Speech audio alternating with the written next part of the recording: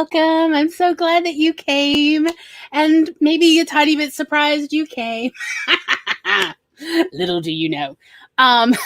So, of course, let me go ahead and let you know that who is joining me today, but the ever incomparable, ever lovely, ever so brilliant. I did not rehearse this. The Tom. Woohoo! Hey, everyone. Tom. And yeah, here we are.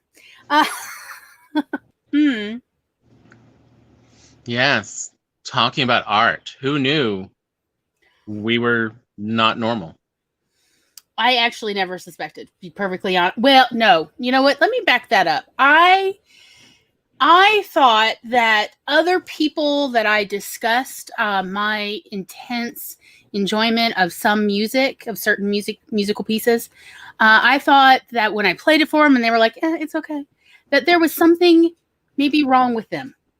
But I never thought it was like everybody or, the majority of people on the planet. It never occurred to me. I just thought I was... Okay, if I'm going to admit the truth, maybe I shouldn't. I was more judgmental in my youth. Because if you'd met my mother, you'd know why. And so I thought and it was just a few people that were like, it's okay. I thought these people were kind of duds. I'm sorry. I did not realize that they had a disability called neurotypical brain. I'm sorry. I just thought something was odd about them. To be perfectly honest, I really thought maybe they just don't have a good imagination and that they need more practice, really experiencing the joy of music. That was really what I thought. I thought maybe they hadn't really understood how music appreciation or art appreciation goes, that they'd never really used their imagination to practically step into a painting and explore it from the inside. I thought that they just needed to practice using their imagination, and their desire to not practice meant that they were kind of a dud as a creative person. I do not think that anymore. I was a teenager, and I am so glad that teenage Glory has, grown into adult Glory, who has learned a lot more compassion, both self-compassion and compassion for everyone else. So anyway, but yes, so awkward. Let us go ahead and thank you out of my very awkwardness into saying hello to the people in the chat. Oh, good times. Good times. Okay. I'm about to unpin it, but I just want to say thank you, Eva, for your sweet words. She says to hit that thumbs up button and be sure to check out Glory's short story for Orla's anthology if you haven't. There is, and thank you so much for mentioning it. Someone from Bookend Lane helped me edit it too. I don't know who could that possibly be. In fact, while I'm thinking of it, I'm going to unpin it now. I thought it was so sweet, and I wasn't sure it would still be there by the time this started, so I pinned it. So it would survive. Since I know YouTube has a time out the chat. Yeah, I thought it was usually like 30 minutes before the show. Yeah, and but anyway, yes, if you don't know, Bookend Lane offers editing services. Excellent editing services, I must say. And I highly recommend. So I did write a short story called Mabel Woke Up Dead This Morning. And we made a video for it as part of Orla's audiobook anthology, volume 2. And did anybody post a link yet? No. No. Okay. Well, anyway, let's see. Tom is here in the chat doing double duty. I just like saying it, y'all. I just like saying it. Double duty? Yes. And the accent too. And I practiced my accent by going back and watching the live stream we did with Camille Myrick. to get the accent just right for Mabel Woke Up Dead This Morning. And also, by the way, if you do go to Mabel Woke Up Dead This Morning, in the description is the link to Orla's entire playlist of, I think, like all 24 participants. So be sure to send them some love and enjoy, because there's a whole bunch of cool, creepy, spooky, awesome short stories in the list for everyone for free, including our lovely Laura Nettles and OK Word. And there's so many, I literally cannot list them all off the top of my head because I do not have that many hands. But anyhow, Stephanie has shown up. Well, hello, darling. How have you been? Hope you're doing okay.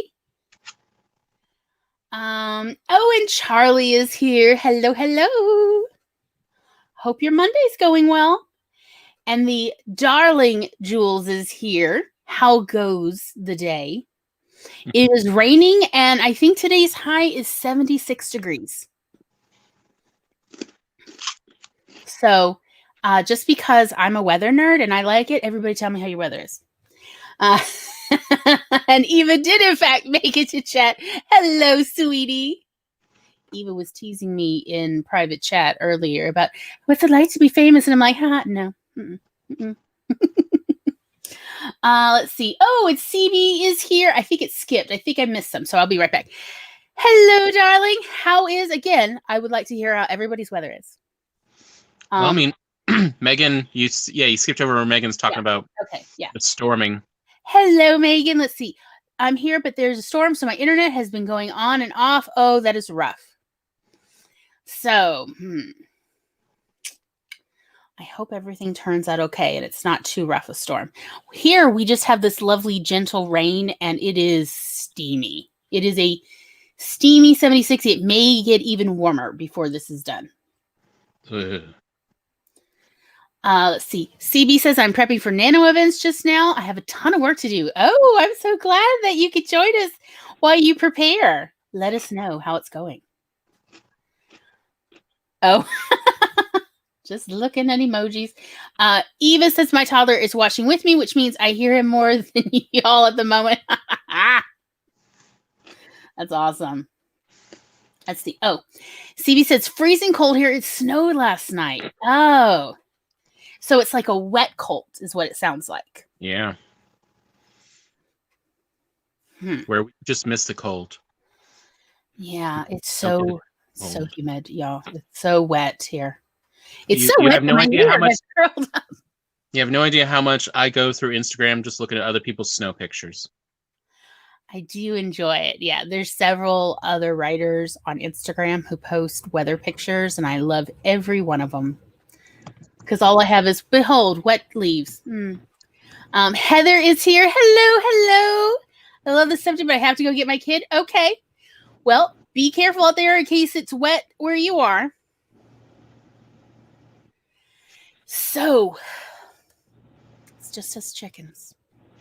So I can't tell if it's just I was an incredibly gullible child, or if it's just, as I say, totally part of being autistic. Right. Because I just believed all those movies and shows I watched about how people experience the world around them. That, it's normal. From the Mary Poppins to when people are tripping and people suddenly turn cartoonish or puppetish. Little secret, any TV show that has puppets for an episode, Glory will show up for and watch.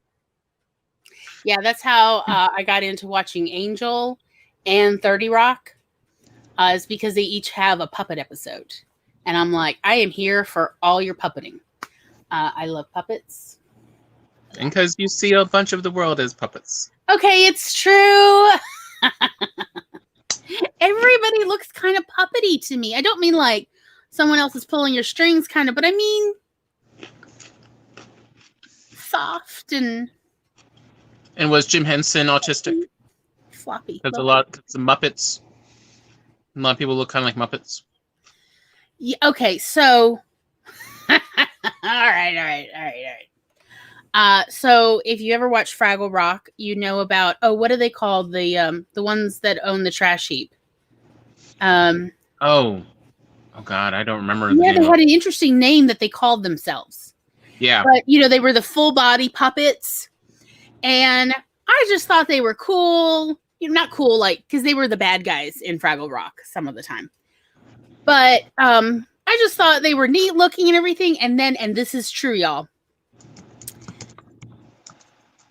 So I was living in a house. We both actually were. We were living in a house that was up for sale. So the realtor brought some people to look at it. And so I saw them as I was leaving, and because they had a key or whatever to go look through everything. And I am not joking. One of the two women that walked in the house looked like a human version of that full body Fraggle puppet people, like look like the mom. Like, it was disturbing. Like, I did a triple take, y'all. And I have since found that several dogs around here in Mississippi that are just Mississippi mutts look very much like a bunch of dog puppets that Jim Henson used over the years. Where, again, I have to do a double or triple take because I'm like, hold up. I thought, that looks like a Muppet, but it's actually a living creature. So they were Gorg. Gorgs? Yeah, that was the family. They were Gorgs. Ma and Pa Gorg and Junior. And what? And Junior. Oh, that's right. Yes. I was like, I wanted to call them Gorgoos, but I'm like, that's not it. Yeah, close. Yeah. So I do see people more as puppety. I do. But it's a good thing. But yeah, that episode of 30 Rock where we see the world through Kevin's eyes or Kenneth's eyes. Kenneth's, yeah. And everybody is a puppet version of themselves. Like, oh, that's not that far off of how I see everybody. But it's endearing. Like, I like it. It makes me happy to imagine everybody is human Muppets. But anyhow, I feel so awkward talking about the actual experience of my world. Yes, it feels very don't, because in the past when I've described how I see the world and how I experience our creative mediums, people have just stared at me. And I've come to feel self-conscious about it. But in the name of clarity and representation, I'm trying to be very honest, at least to offer this one day, this archive of how actually autistic people converse and interpret the world and everything else, because that matters. That's important. Mostly because there's some really inaccurate to downright terrible portrayals of neurodivergent people in this world. And we got to stop this. We got to stop it. And we need more than just autistic people speaking out about it. We need everybody speaking out about it, that it's not okay. So here we are trying.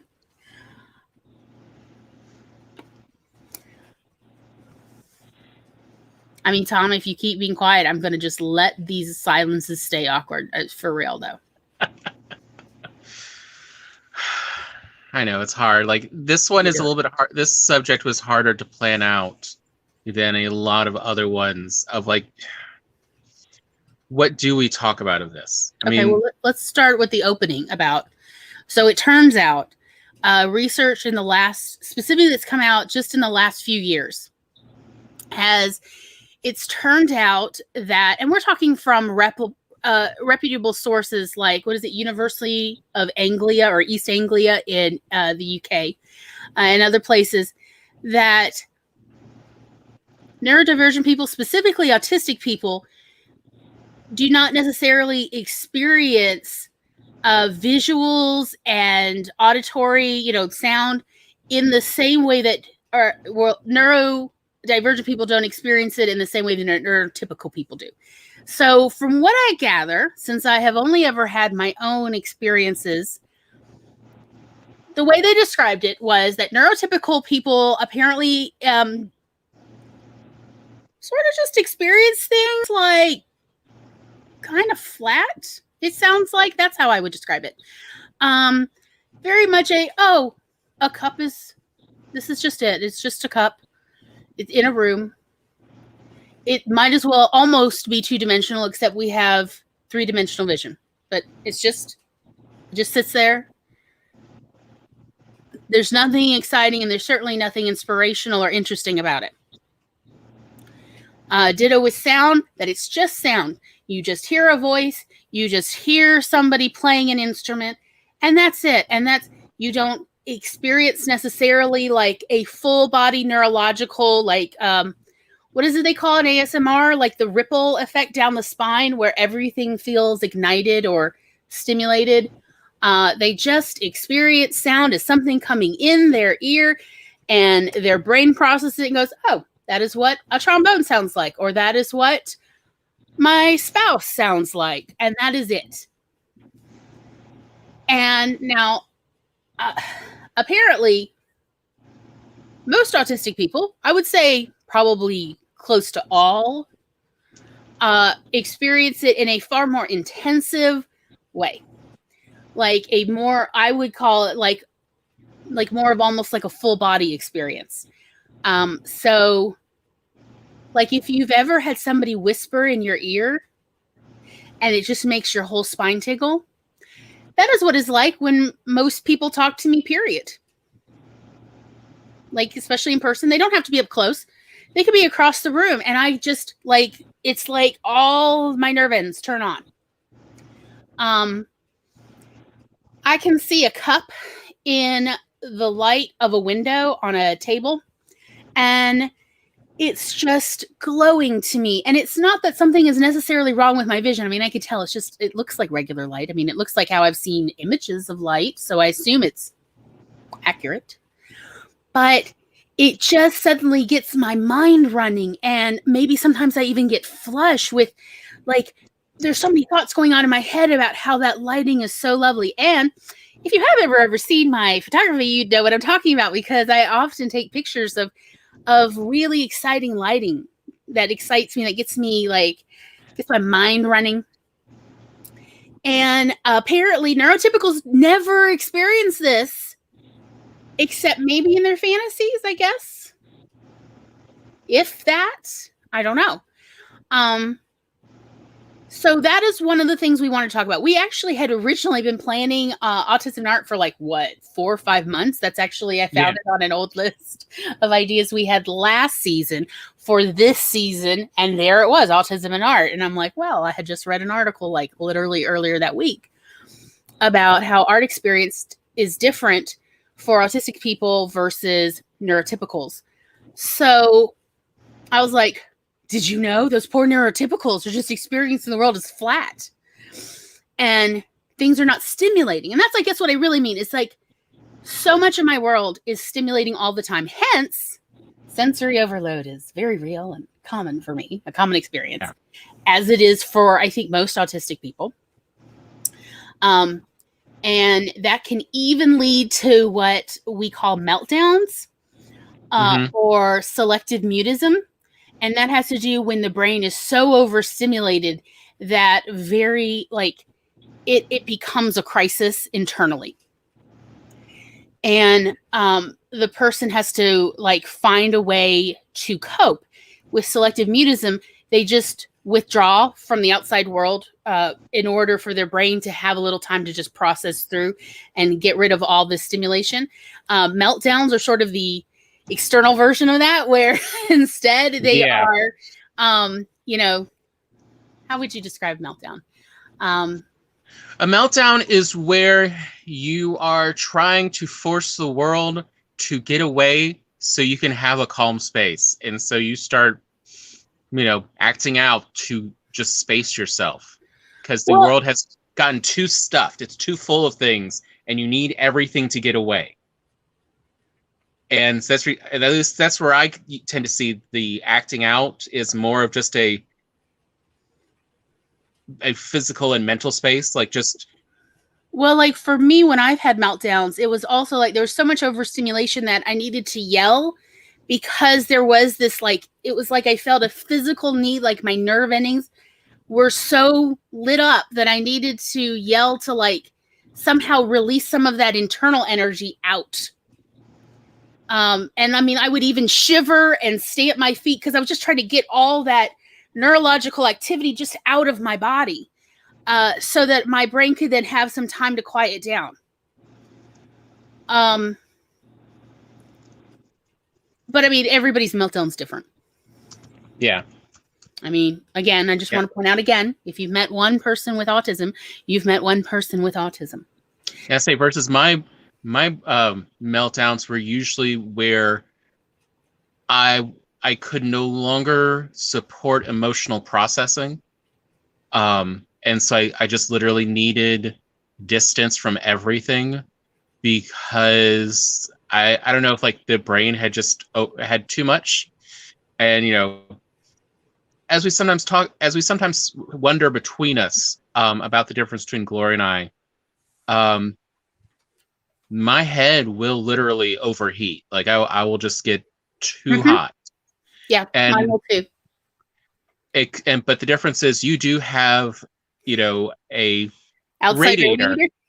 Yes, on your head. Yes, I do. That, I mean, we now have modern makeup, so people don't notice it nearly as much. Well, you can kind of see it still, but it's this whole. There's a cavernous. It used to scare people at camp, and summer camps when we were kids. Just PE at school. Because one half of your face would literally turn bright red, and the other side would be white, fairly pale. And it was just from the overheating as you were flushing with blood in this area. And I don't have that part. Probably it's on the inside of my head based on all the rest of our family's genetics and CT scans. But yeah, versus I would just get to the point where I would shut down. Like I would get to the point of wanting to yell and everything, but by that point I was so stressed out I couldn't even yell. That was too much effort and expression. Yeah, that Harlan Ellison title, I must scream and I have no mouth, or something to that effect. I really felt like a connection with, because it was like when I finally heard that title, I didn't hear that title until I was in my early 20s. And I was like, that's literally how I feel so much of the time, where I must scream and I can't. That selective mutism kicks in. Yeah. But I get that often just from being around people, because I don't know if it's because, I'm not like most of the neurotypical people around us. But I tend to have to overthink what are other people's emotions they're processing. Mm-hmm. Hey, Kat, I see you made it. But just being around people, after a certain point, I often don't even see it coming. But I'll have just been processing, trying to keep track of everyone else's emotions based on their body language. Their body language and what they're saying. And then just all of a sudden that's too much processing. That's too much mental energy spent on that. And just, I will not have eaten enough lately. I've used up all the carbs in my brain or what. And all of a sudden, I can't really speak and I need to get away. Yes. Like it's a very short changeover of like 30, 40 seconds. It's very much like a fight, flight, or mobilization response. And it's so strange. When I was a child, I felt very out of control. I felt very ashamed of not having control, because like we stressed children all the time that if you don't have entire control over every body movement, every body function, that you're being lazy or you're acting inappropriate or something. There's something wrong with you. Versus their little bodies don't necessarily have the neurology to cope with it immediately. And so that fight, flight, or immobilization instinct or reflex kicks in. I see Kat has joined us. Hello, sweetie. Yeah, mine is a little odd in that it feels like immobilization, but at the same time, it's I can't be immobilized here. So I have enough to move, but it's not actually like flight, just run away and I'll be better. It's run away to find a quiet place to be immobilized. Yes, where it's safe. Yes. Yeah, go on. Just it is really weird when I think about it in the terms of the adrenaline response. Of I always hear them say what they really talk about, what they've talked in the last couple of years, they've really started to better understand. Essentially, it's sort of anxiety, and we have different responses depending on our level of anxiety in a situation. So small anxiety, that's when we start to fight. A lot of anxiety, that's when we run. And heavy major amounts of anxiety, and that's when we get immobilized. Mm-hmm. And it's this weird sort of in between of I want to be immobilized, but I don't want to be immobilized here. Yes. Well, isn't that sort of the flight to someplace safe and then immobilization? Yeah, but it's just a part where they talk about it like it happens before, and it's like... Yeah. I've always thought that the people who, when faced with something terrible and oncoming, a car, a train, bus, whatever, they stand stock still. Because that is not something I normally experience, that kind of immobilization. Mine is always, more of like get out of the way and then go. Yeah. Just process at that point. So maybe that has more to do with the fact that I have been diagnosed with a dissociative disorder. So disassociation is obviously a bit easier for me. And I mean, I feel like disassociation has been one of my best friends in life because it does allow me to detach from the panic part, the emotional part, the overwhelmed part of myself for at least a moment so I can get myself someplace safer than in the thick of it. Yeah. I did want to point out, well, yes, Eva, we have chatted, in voice chat before, and your voice does give me a little bit of a tingle, the nice kind. So it's true. Yeah. Pretty much everybody I enjoy chatting with, yes, their voice does give me a pleasant little, like a petting, like when somebody like pets you in that way, a nice little sensation. So I guess it's why I enjoy chatting with people. And then when like I'm already overstimulated, I, pretty much will avoid the group chat or group chat opportunities because I'm already overstimulated. So I won't enjoy chatting in voice chat with other people. Yeah. Because it won't be enjoyable. I'm already too overstimulated and I need to sensory down. I need to just fix all the ruffled feathers in my neurology.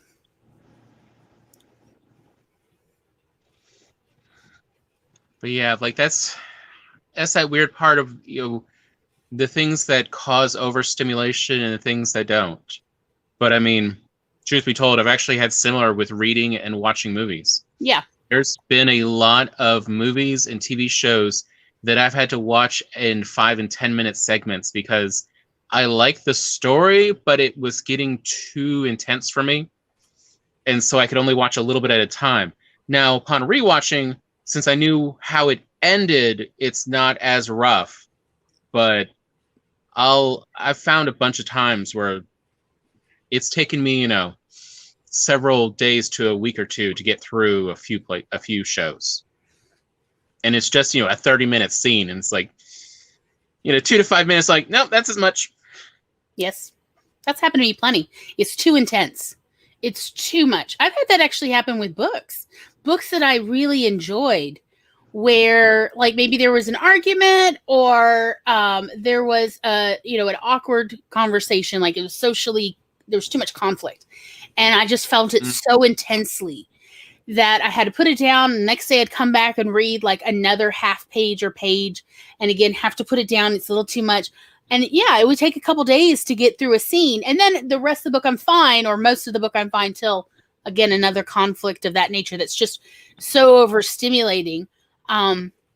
It's just sometimes also I just skip it. I just skip that scene. Like, usually most writers give enough context in other scenes that, you can skip a high conflict scene because they're going to keep referencing, these characters are going to keep referencing what happened in the conflict again and again anyway. So I have found books can be so overstimulating, sometimes in a good way. I remember the first book I ever really cried reading was Little Women, when Beth died, and it's right before Beth dies, where she's talking to Joe and saying how she knows she's going to die and that this is her last time to the beach or to the ocean or something, or the seaside. That was it. That's how she called it. Her last opportunity to go visit the seaside, and she knew that she probably wasn't going to make it through the winter or something like that. And I just literally sat in my bed and wept like I knew Beth as a real person. Because I had never lost anybody in my life. I was only like 13 or 14 when I read the book. And everybody who had died in our family died like before I was 3, so I didn't really know them. And then the next round of people passing started when I was like 18, 19 years old. So this was like the first real experience I had with getting attached to someone, and then, having that sort of last good day kind of conversation. And I just wept, like freely wept for, I don't know, at least a half hour. And then for the whole rest of, like, any time they mentioned Beth in the whole book, for the rest of the book, tears just come to the point. Like, one time my dad walked in, he's like, "Oh, Glory, wait, what's going on?" And I'm like, "Nothing, I'm just reading Little Women and Beth has died." And then he's like, "Okay, you know what? We'll just take care of this. Hope you feel better." And he closed the door and I could hear him tell our little sister, no, leave Glory alone. She needs some time to herself, that kind of thing. And it felt so nice to have him understand, like, I need a little moment. This character has just died. And it is just, granted, this is a character who, when this book was published, it's like over 100 years after this book was published. And there I am weeping like she was my sister. I'm actually a little teary-eyed right now. Just thinking about it. But yeah, like, I experienced it so much. Like, I would just literally put the book on my chest and just imagine myself in that conversation or other conversations from that book. All sorts. Because let's be perfectly honest, I was more of, I think the older sister was Mary. I was more of the older sister character. I literally embroidered and cross-stitched. I sewed clothes. I was the one who made dinner every night since I was 12 years old. I made dinner for our whole family every night, and sometimes breakfast. And I also bathed and braided my little sister's hair and made sure she had all her homework done every day. And, I did all those mini mom type things. So I definitely could relate to that. And I definitely felt like I fit in. So I would just lay there with the book on my chest, just imagine myself in that and how maybe I would have the conversation maybe a little differently if I did have it a little differently. Which brings us to headcanon. Tom was saying, because he's watched a bunch of different videos from different channels where the channel owner like has autism and talks, maybe they're like late diagnosis autism. Yeah, I just posted up a link to that one that was recently today. Okay. That I found. And I was noticing, like, all of hers, like, there's a surprising amount that mention headcanon, and then a couple of the people she's friends with who are also on YouTube, I noticed also have references in their titles to headcanon.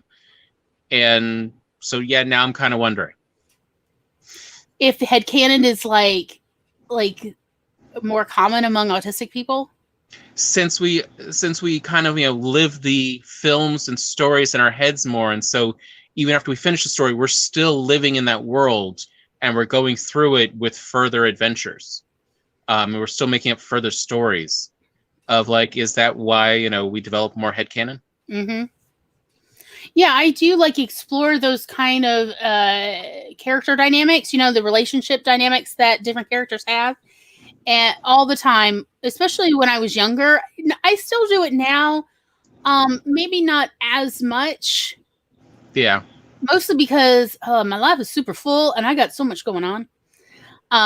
But that's not to say that when anytime Westworld season is going, actively releasing new episodes, that I am not back in the thick of it, figuring out how I, as Dolores, or I, as Maeve, would have these conversations. And if I would even have these conversations. And also, why doesn't anyone slap Sizemore more often? And then how sad is it that they have now killed him off when he was such a good character to imagine slapping all the time? Just slap that little look off his face. He certainly has it coming from time to time. He plagiarized himself. Oh, the discussion. And then he started to grow at the end. Come on. Yes, it's like, oh, now he could die. Like, no. Anyway, so I have lots of opinions and headcanon about this. But yeah, when I really get into a story, whether it's a show or whatever, I am like in it. And like, so I know other people, neurotypical people, probably like some of them do, because they've talked about like over the water cooler kind of conversations I've had with them. That they do want to talk about how they would have done this scene, or how they would have written those characters. Again, like, yeah, they do tend to say how I would have written the character to do. It's like it's a little bit more detached, like it's more, I guess, third person than first person, because I'm imagining it more first person, like I am in it. How I would have handled that situation. But I would still be me, but not quite. I would also be that character. It's kind of a blend. And definitely I'm wearing the clothes, though. And saying the classic fan line of, but why didn't they do this? Of like, because in your head, they are like this character, even though you're putting part of yourself into that character. Right. You're just like, but that character should have been able to do this. Why didn't they take this approach? Was that valid to the character, or was that just, some writer forcing a situation? Right. Sometimes it does seem like the writer is forcing that character to behave outside of the context that they've already given that character. It does sometimes. I'm not saying like Westworld specifically, but just like a whole bunch of stuff I've watched. Like that one that drove you to start writing. Remember that time travel romance? Oh, yeah. That you were like, Another You? Yeah, Another You. Yeah. So, but like when neurotypicals talk about it, or in the past, my experience with neurotypicals talking about that, instead they're like, well, I would have had them say this, this, and this, or done this, or, whatever, rather than I would have done this differently, like speaking as the character. And even then, they don't seem as much into it, like as if they're betting their house on this, versus I'm like, no, we have to save Beth. Surely, Let's say something. Let's say that was the problem. Actually, I had writing then. My alternate take on this story, sort of being inspired by it, but then going on my own direction, was I then experience viscerally what I'm doing to my characters, and it just feels very much torturous, like what I'm doing to them.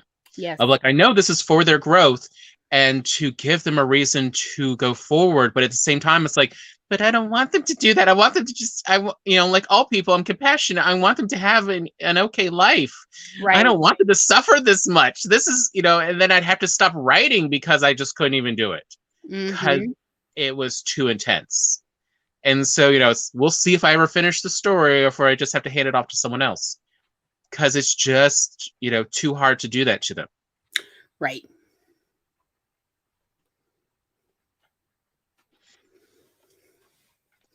Yeah, apparently, supposedly, neurotypicals do not experience it in that kind of intensity necessarily, or most of the time, unless they feel very close to that character. That character, has a very similar life experience to them, and is, has had like most, if not all, of the same major milestones in their lives. And so they really feel like they are already that character, like like a walking trope, I guess, essentially. You know, the millennial dad who had his man bun phase, you know, that sort of thing. So, Didn't we all? Didn't we all? no, we did not all. No, no. Really? Yes. I had a woman bun. It's different. And on top of that, mine started when I read Little Women. Oh, that's why it's Yeah. different. Uh-huh. It was very different from the man bun. The man bun is quite messy. I'm just saying. Mine was tight and neat. Did not move. Had a nice little, like that bottom bit. All right, I'm just saying. It's like, I'll totally argue on this later, but let's continue on. Okay. So anyway, versus yes, like when I listen to music, especially music I love, like I remember being, I want to say I was actually in upper elementary school when I first really heard Beethoven's Fifth Symphony, the opening. Ba-ba-ba-bum. Ba-ba-ba-ba. Is that the one? Or is it, that's ninth? Hello and welcome to Glorious Dyslexia. Right, I thought that was ninth. Let's say it's that one. Yeah. That I thought it was amazing. I felt electrified. I felt alive and wonderful. And I did not understand why everyone else's face did not look ecstatic too. I genuinely was like, what is wrong with everybody? What is wrong with all the adults? Because there were no children in the room when I first started. And everybody just looked, yeah, it's nice, it's fine. And I'm like, what the? Well, except my father. My father's face was like mine, like, isn't this amazing? He's like, it is. This is why I brought you here. And there we are, just like, this is lovely. And like, even though we were in chairs at the concert, you know, I like cuddled into him and he held me and we just like had our eyes half closed and just enjoyed that entire overture. And it was such a lovely experience. I felt so electrified and loved. And it was like floating and I wasn't me anymore. I was more. I was like a thing that, you know, like a phoenix. I was on fire, but in a loving way. And I mean, when I came out of that, we went and we got some pie. He had coffee and we talked about how wonderful. And he said, and I was like, is like all classical music like this? And he said, a lot of it. Yeah. A lot of it's really cool. Not all of it. Sure. And you're going to find the things you like versus some pieces you may not like. And I was like, then I like it. And he's like, well, we'll try to find you more. And so like he found a bunch of cassettes, like in the clearance bin, you know, where it was like $5. And that's how he introduced me to Vivaldi's Rite of Spring, which again, I love. And of course, when Fantasia was released, Fantasia, the 1940 version, was released on VHS, came out of the vault, y'all. We rented it from the video store. And like, I'm going to tell you, we only had it like as an overnight rental. I probably played it 6 or 7 times before we had to return it. I mean, like literally we had to pop it out to go return it to the video store. So you better believe. How many times did you fast forward through Night on Bald Mountain? Okay. No, By the way, you were correct in your first guess. It was 5th. Okay. Thankfully, you can now Google the sounds, and everyone says the sounds about the same for most classical songs. Okay. So Google will always find it. Like you can just do bum bum bum bum, and Google will go classical bum bum bum bum bum song, Beethoven's Fifth. I love it. Versus if you type in, was it do do do do do? I can't remember which Bach song that is. That it'll then go. But yeah, you can always do that in Google now. Do we need to now go on a break so everybody can quickly go over and play with Google right quick and just and see what Google calls for classical? Like, oh, what is this? Okay, well, we are actually more than ready to go on break anyway, because I just looked at time because I lost track of time. Time does not exist when I am talking about my neurological experiences with art. But anyhow, my point was just simply, but when I got a little older, we actually got a copy of Beethoven's Fifth. And in fact, I think I asked it for a birthday present for my grandma once. So she mailed me a copy, like a cassette of it. Mm-hmm. And I brought some friends over. This was back when we lived on Camp Street, Tom. I brought some friends over.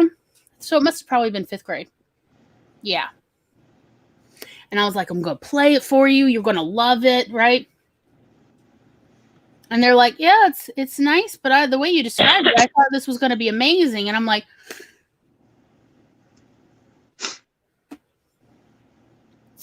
disappointed. Yeah. I do not often play music for people anymore. Not as like, here, enjoy this with no, because that wasn't the last time. That was the first time, but that wasn't the last time I tried to play music for people. Like, isn't this amazing? Don't you feel fantastic? And yes, the word I did not know at the time was it's a bit orgasmic. Yeah. And no. A lot of people are like, it sounds nice, Gloria. I just don't get why you're so into it. Good for you, though. That's like literally quotes. Good for you. So, anyhow. Yeah, should we take a little break? Does anybody have some stuff to do? Maybe get some water, maybe a snack, stretch the legs, maybe a bathroom break. Just throwing that out there. And we will meet you back here. Now, do you want to do 10 or 15 minutes, Tom? 15. Alrighty. So, also, if anybody has any 15-minute timers they would like to share with me, I would love to know what you got. I think considering what we're talking about, I'm gonna go with the Star Trek timer. So share screen because I can. There we are. Hello.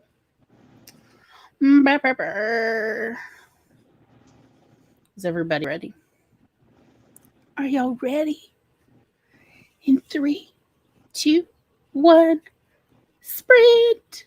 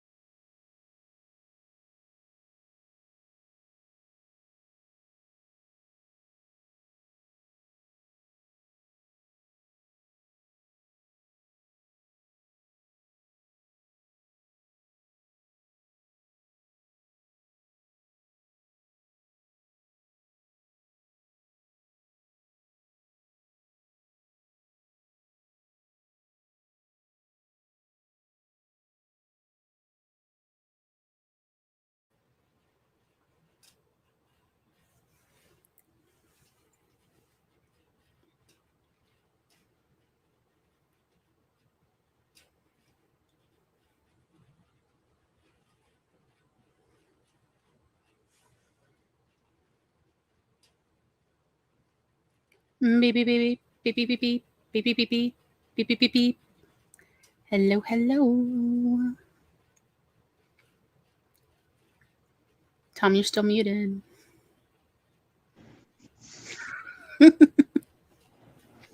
And we're back. And we're back. Oh, let me turn the banner off. ADHD much? You're not going to leave it running till the next sprint? Who are you? The struggle is real, Tom. Oh, I know.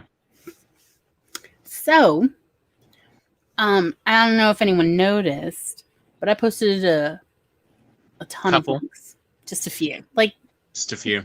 a handful, really. Some essential links. Essential links. Well, I happen to think so.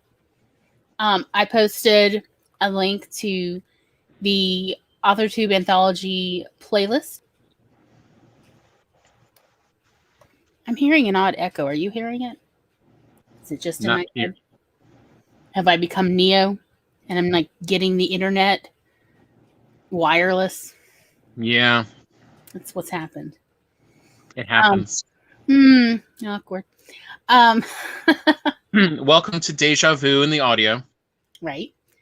I swear, like I really was hearing a bounce and it was so weird. And I know that I've got, anyway, doesn't matter. I did post the link to my short story. I am proud of my baby. It's a lovely little baby. It's only like 6 minutes long. Just saying.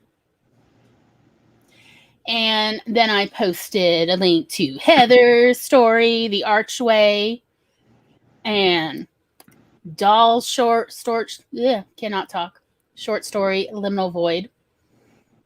Laura's story, Soul Eater.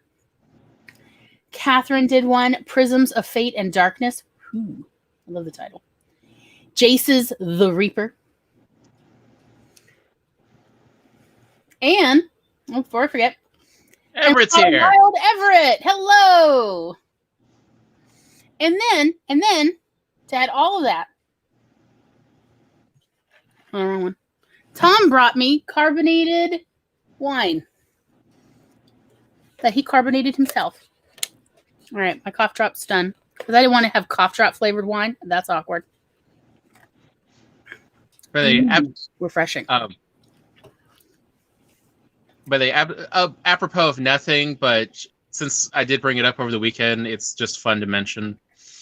So I'm sure I've mentioned a couple times before how I am studying the whole cosmic horror genre of, Cthulhu and all that. You've mentioned it literally just a few times. Yeah. Yeah. One thing I have noticed is the weirdest trend is, at least in the movies that do that somehow involved, mythos and Lovecraft. Mm-hmm. For whatever reason, it seems like they all have the same thing, which is at least one of the main characters, has to be named Everett, or else they don't have credits. Oh, yes, you did bring this up this weekend. I don't know why. I don't know where this came from, because Everett's not a very common name I tend to see in media. That's true. But when it comes to cosmic horror, Everett keeps popping up. There's always someone named Everett. Maybe Everett is one of those names that Cthulhu and the Elder Gods prefer. Maybe it's just, or it's also, all writers love a bad joke and a pun. Everett. And, this is a character whose name literally means, a small forever, a small infinity. Not in full size. No, we just want a taste of infinity. I don't know. Yeah. I was just thinking of that when, Everett popped up, because I saw first that you said, "Hi, Everett." And then I'm like, wait, where did Everett pop up? I'm looking through the chats. And then I noticed, it's right above. Because you put the link to the live stream in our humor group on Telegram. I think you did it. I don't think I did it. Yeah, I did. Oh, thank God. I guess I was worried I did it and I'd forgotten. And I'm like, ooh, it's a rougher day than I realized. Let's see. CB did a character profile. And let's see. I'm about to start my project story Bible thingy. I can't wait. how did everyone else do? They're all still vacuuming or drinking water or flipping pancakes. Charlie had a good conversation with their mom. I'm Apparently, about to say, is that like an oxymoron? But okay. Sorry. Apparently, the vaccine's magic. It's like, oh, did it restore some of your mom's sanity? Wait, what? It's magic. Yes. We'll see if that. We'll see if the vaccine has that same effect on our family. I would love that. God, if only. Some people. Let's see. Everett works on a new piece about purgatory. I mean, yeah, because it does go on forever too. I don't know. That's what I've heard. Look, it's gonna be at least a year before I can hear about purgatory without hearing in my head. It was created by the church as a kindness to mothers whose babies died. Didn't get freaked out about their babies that died before they could get baptized. Mm-hmm. You know, since you didn't baptize them for like the first 7 or 10 days, I can't remember now. Yeah, I'm like, why would you? Anyway, you know what? I am not here to get into Catholic culture. Nope. But just the part of like purgatory is a kindness. Purgatory's existence is a kindness. Like, oh wow, this says so much about the people who are running. Yeah. Megan got some food. Delicious. Would you like to share what you got? Because we all want to know. I'm here for all the goldfish and Cheez-Its with wine that there could ever be. I mean, before the show, I had, chocolate espresso beans. He had a bud. She was telling me all these facts about chocolate espresso beans, y'all. I can't tell if you say that like it's a bad thing. Charlie is letting us know that you're thinking of Limbo, not Purgatory. Ah, thanks. Ooh, Megan got peanut butter and tortillas. Sounds delicious. Flour tortillas, I guess. I don't know how I don't look. Sure. I'm telling you, if I was a child right now in the future, living in the future like I am now, but as an adult, I would totally be hitting that peanut butter and honey with a chip, with a tortilla chip. I'd be hitting that, y'all.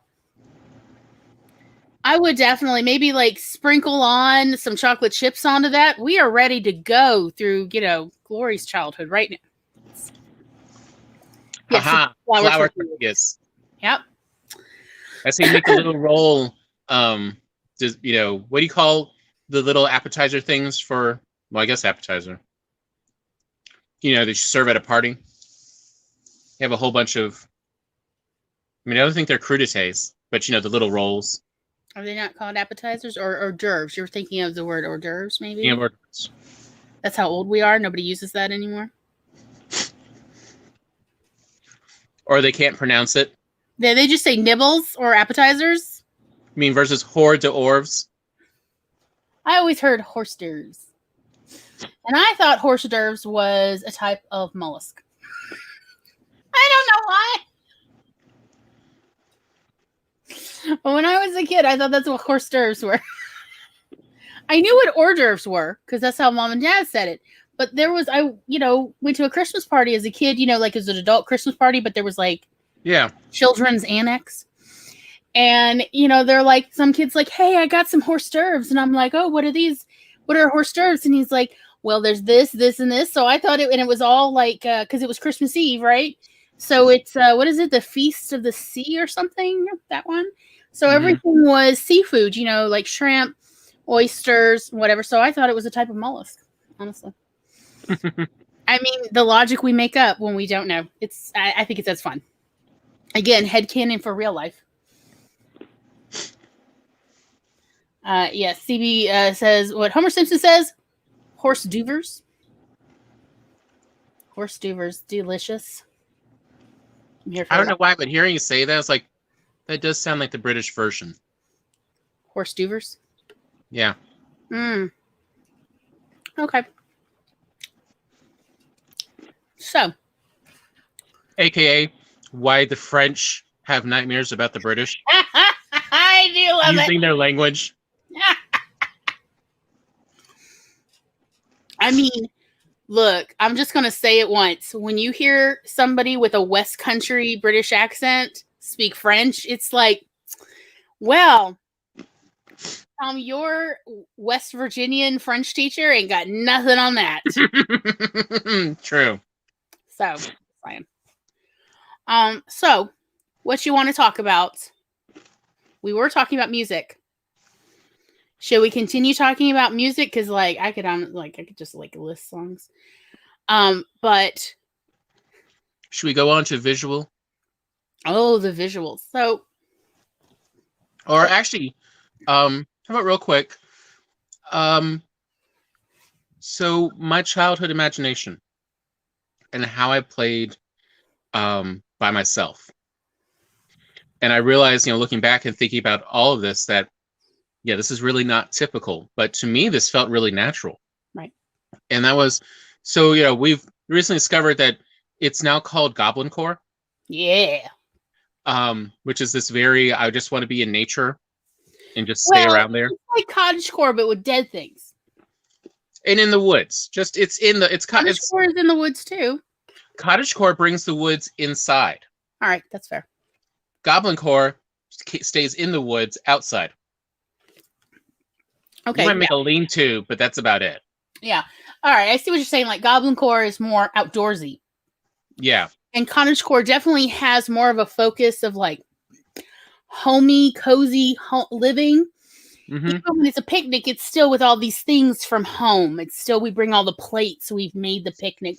It's sort of like the inside out, though. Yeah. Okay, I see what you're saying. Okay.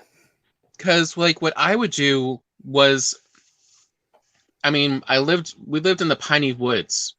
When they say piney woods, they're not joking. Yeah, several 100-year-old pine trees that have their own mini ecosystems with a couple hundred different species living in and directly within 3 feet of one tree. And it is a separate ecosystem from other longleaf pine in within walking distance.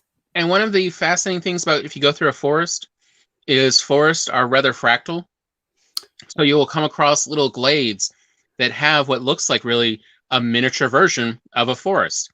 It'll have all these little tiny trees and then tinier bushes, usually made out of moss and other such things. And to me, immediately, my imagination would just go to how would I experience that tiny miniature version if it was life size. And I would literally just be putting myself in there, having little adventures a la David the Gnome or something.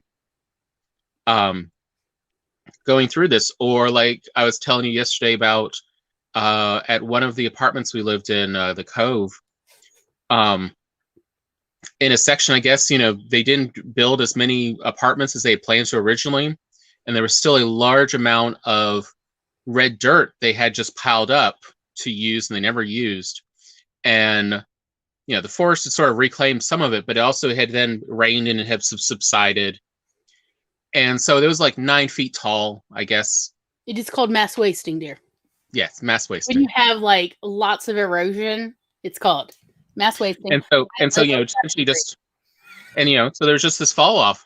But in my mind, I'd go there and I would just sort of play adventure of if this was a true mountain, 1,000 feet tall. And so there I am, just this tiny little person climbing up this mountain, living in the little holes that had formed, walking little paths. And to me, this is perfectly natural, but that's how I experienced the world, especially on my own, because not many of my friends really wanted to play pretend that way of, this miniature world concept. But for me, it was very visceral as far as how I would physically react to these stories I would make up as I would play, on the dirt pile. And so I just thought as well to bring that up of just this different world I didn't realize was abnormal for children, because I was always told, no, children all have imagination. We all play, in these fantastical worlds. So I was like, all right, I will try to have a fantastical world in my head and keep that going. And it's, since turned out, no, most kids do not have this. This is just a fantasy that they make up for TV. and then they expand upon. I can't tell if I was gullible or just autistic or both. Probably both. But yeah. And you were talking about Little Women. I was thinking about I think the earliest book I can remember, I'm sure there was one or two before that, but the first book for me that had a very visceral reaction was when I finally got a book version of The Last Unicorn. And for me, it was the part of someone who experienced being human and then having to leave it behind. And I felt that very personally. And that's really why I looked at it, as well as the butterfly. And just the comments the butterfly has about the world and unicorns. I thought were very interesting and kind of gave a different view of how to kind of think of the story. And that's why, you know, I enjoyed it, but also it's a very strong reaction I'd have reading it. Because I would sort of live through it as the unicorn. And I lived through it as Molly. Yes, you did. Oh, you identified as Molly. Oh, you really felt her rant. How could you come for me when I am this? When I am no longer beautiful and young? How dare you? And then forgiveness, because, of course, you come when you can. I'm here now, and this is all I have to offer you. And Molly's like, well, of course, I'm going wherever you're going. You can't stop me. It's my unicorn. I loved it. I loved it. It's actually kind of similar, actually, to yours and my relationship. Where, you know, so many people, like, especially when you were going through your struggle periods, like, you know, dealing with mental illness. And so many people in my life told me, you need to just leave him behind. You need to just move on with your life. And I'm like, I know literally what will happen. He will end up dead under a bridge. No, I cannot. I will not. And I was just like, why is everybody telling me to leave? Well, although if you also remember, all of those people are people who do not speak to any of their siblings. I will say, for the record, Everett and Cheryl were the only few people that I still know who did not tell me, just leave him. Just leave him behind. He's an adult. It's his problem. Like, he is literally struggling. He'll end up dead. I have to stay. And I can't. I'm not financially in a place where I can take him with me to New York City. So this is what you do for people you love. You stick it out, you know, very much that. So again, it felt so strange, so othering of like, no, you just leave people behind. I'm like, when you know terrible things will happen to them. And I was like, this has changed our relationship, you know, mine and that other person. So yeah, there's a reason why I'm not actually friends with pretty much anybody who gave me that kind of advice. Yes. Charlie also can relate. Ran around with my imaginary friends in our own little world. I agree. It was wonderful. Running around in our own little worlds was so awesome. Yes. Yes. Much love for The Last Unicorn on this channel all around. Yes. The bull and the nightmares. Oh, God. That was a surprisingly scary bull, even though the bull was very passive in many ways. It was simply a force. It was not, you know, it wasn't malevolent. Like, it wasn't like actually violent in that it was like killing unicorns or humans for that matter. At least we never saw it. I don't remember if it actually was in the book either, that it was like attacking humans. No.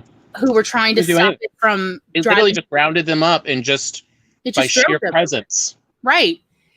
And I always thought, like, why are the unicorns immortals who really can, it seems like, defend themselves? Why are they afraid of the Red Bull?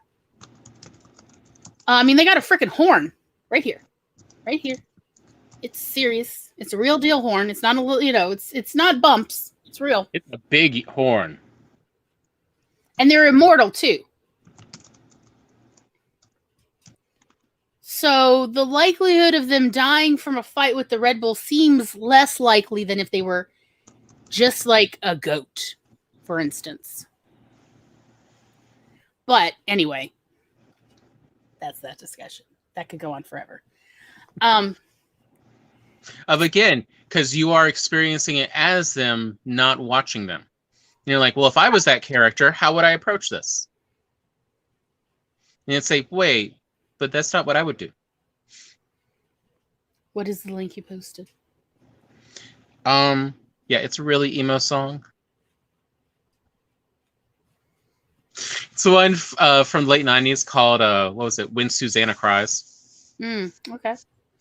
CB, I'm going to just say, I was not an only child. I did not fit in with my peers. And frankly, I would not say that I really fit in with my siblings. Yeah. No.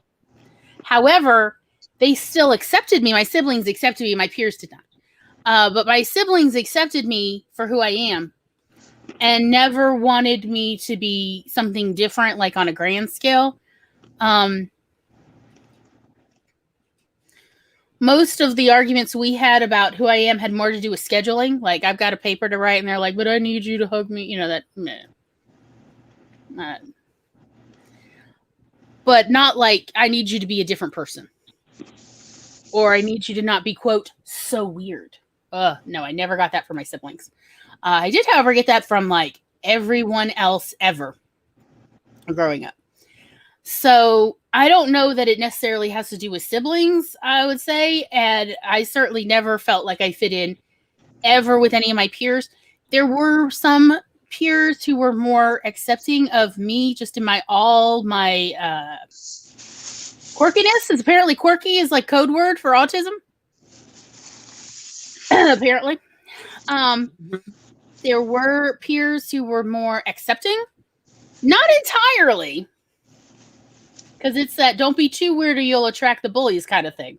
Yeah. But that I could understand. That was understandable. Of like, you know, especially if they like said, my issue is the bullies will pick on all of us if you keep acting so weird. So if you're going to act that way, please act that way away from us. Da-da-da. So I get that. I did not have as much of an issue with that. But yeah, nope, I never fit in. There were no autism groups. Now there was in our church.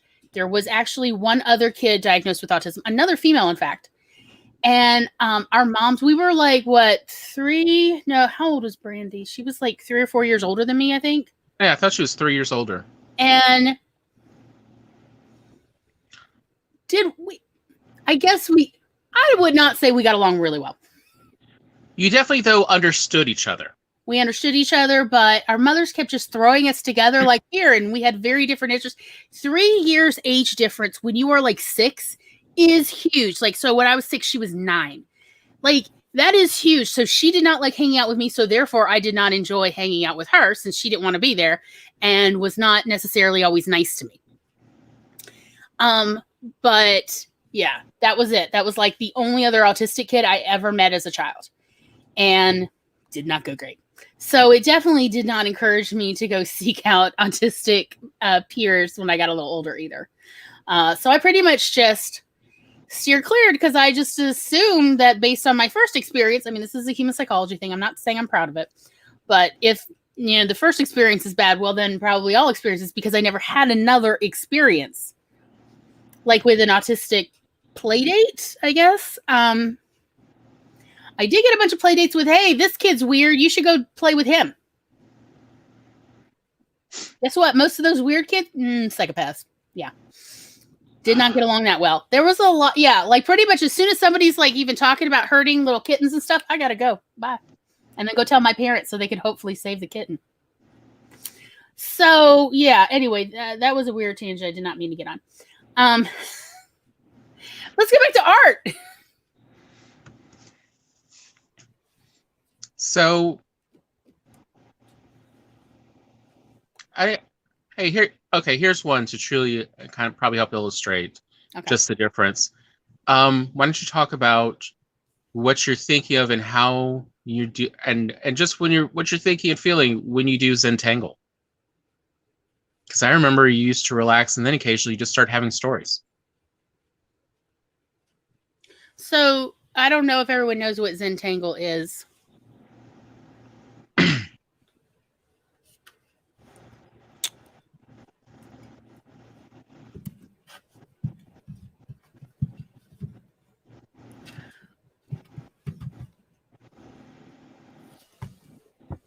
That's a meditation coloring book. Wrong one. That is a coloring book for drawing dogs. It's a good book, though. Like, Eva might enjoy that one. This one is on fat ladies in space. Hold up. Okay. Here. Okay. So I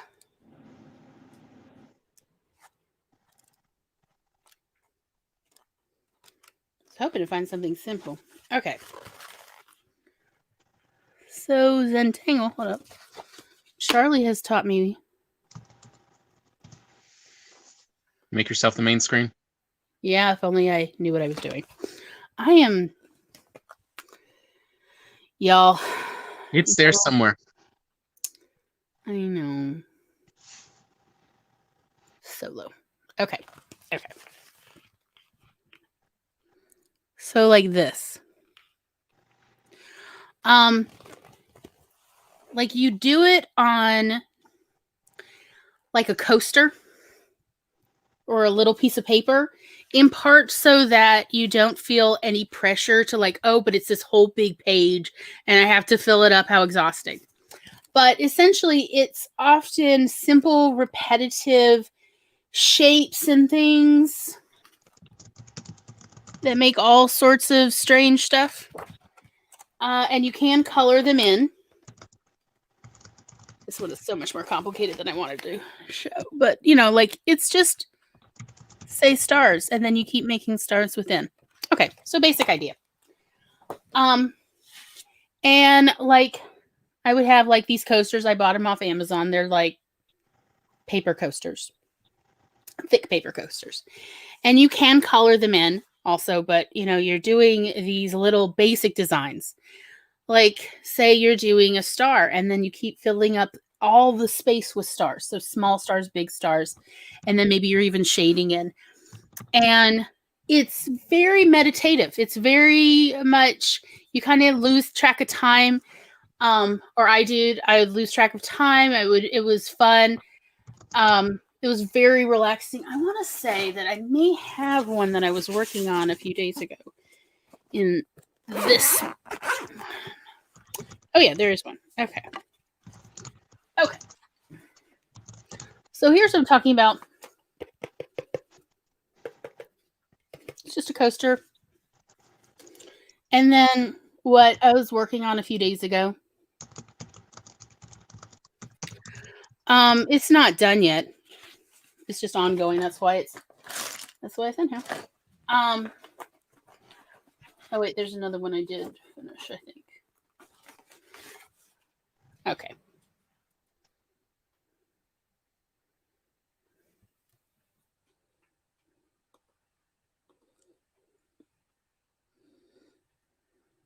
So it doesn't have to like fill up everything. And that's Zentangle. You don't have to buy a book on it. You can honestly just Google it and see like all the different little shapes and things you can do. But essentially it's repetitive drawing, just repetitive. You can honestly just do it with a regular pencil or regular old pen. It's nothing special needed. And you can honestly just do it on a piece of paper, any old piece of paper. But it's like doodling, but doodling for more meditative and visually pleasing purposes. And then what were you saying? Like, what else? I mean, and then, you know, as you relax, then you start having stories. And occasionally you had stories of, you know, what was going on with this form. Like you would, like, I can't remember quite what it was. I just remember there was something going on with the boxes and they were visiting other boxes. And something, I think eventually one of the boxes went to go have tea in a coffee clatch with some of the other boxes. Like you started having stories about your Zentangles and the forms and what they were doing. That's true. I mean, like, I have to admit, usually by doing these, like, I don't remember why, but this one in particular, it's like, let me show, because it's so tiny here. There's these little upside down hearts, and then these are triangles that, you know, you start with one and then one on each side, right? and then a smaller one kind of offset on each side, and then even a smaller little wedgie type triangle, right? And then you draw the line down. And I had this idea that kind of just came to me about, you know, the little hearts and things and what they were there for. And they're just, I don't remember why. It was the oddest idea about these are helping the other ones blossom. So they have little more, you know, they blossom out a little more. Because there's like, I think there's forget-me-nots is the little upside down hearts. And then the triangles are morning glories. And how the little forget-me-nots and mornings. And I just like, because it's just literally my brain just running while I'm just drawing this, y'all. But like, it's sort of like the creativity is just running with the finger while I'm drawing it out, just of like the little forget-me-nots waking up the morning glories, and then they're going, okay, for some reason it was like, and now they're going to counseling, and then from there they get the little lines with the dots on it. I don't know, it was weird. But you know, just letting the mind wander on its own can be very potent for creativity. I just mean, like, in our daily tasks, we do tend to create these little stories. Like, yeah, I thought most people do this. Turns out, no, most do not. Like, I remember, I knew enough not to mention it to anyone at school, but when I was learning my times tables, my mind would start making stories up for the behaviors of numbers as you would multiply them. Oh yes, so, I had a whole story for the division. So like in my mind, squares were the strongest form of each number. And so 7 times 7 was 49. And for whatever reason in my mind, 7 picked on number 6. And 8 was friends with 6. And so 8 distracted 7, which is why it was 48. With 6 times 8 was 48, because 8 was trying to help it, but not get too close to 49, which was 7's. And I'm just like, where did this come from? And like there was nothing there, but just there's always stories. There's always this weird, not quite anthropomorphication, because like I didn't think these numbers really had feelings or anything, but I just knew that the story that my mind held on to these little stories and reasons for just the regular behaviors in the world, even with numbers that logically, why is 6 plus 6 12? Because if you count up 6 from 6, you get 12. That's right. Well.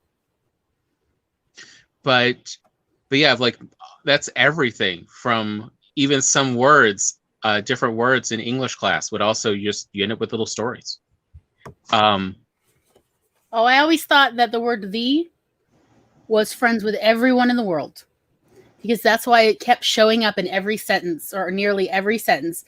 It was like the little social butterfly of the English language. It liked to be around everyone. And that A was its little sister or little brother, little sibling, that liked to follow it around and go pop itself into sentences too.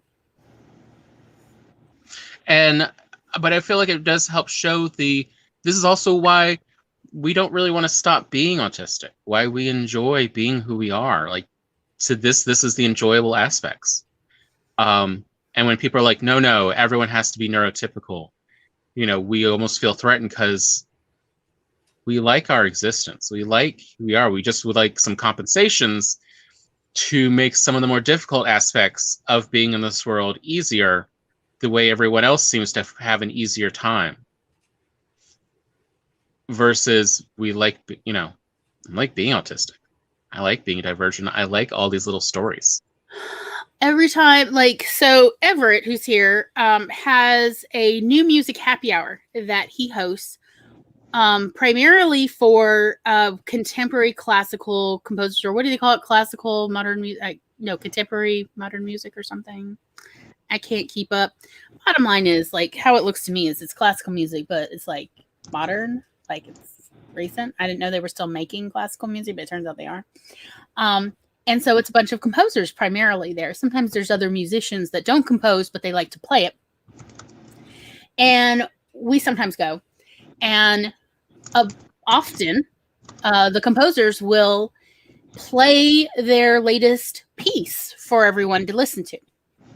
Every single time someone plays a piece, every single time, I see in my head a whole little story that happens. There's a girl and she's walking along, and then she's walking into the forest, and there's woods, and then there's a little stream, and then there's a bird. I hear all of it. Is it necessarily actually in the piece? Not exactly.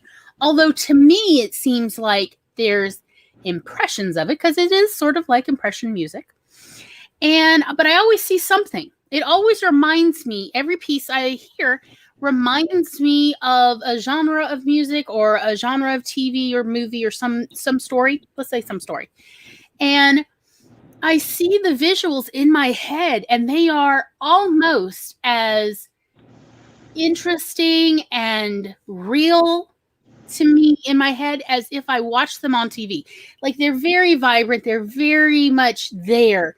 Like an overlay over my real world. I know the difference. It's not that I suddenly confuse my imaginary world with the real world, but it's like I see it as if my brain is playing me a little movie, a little short. And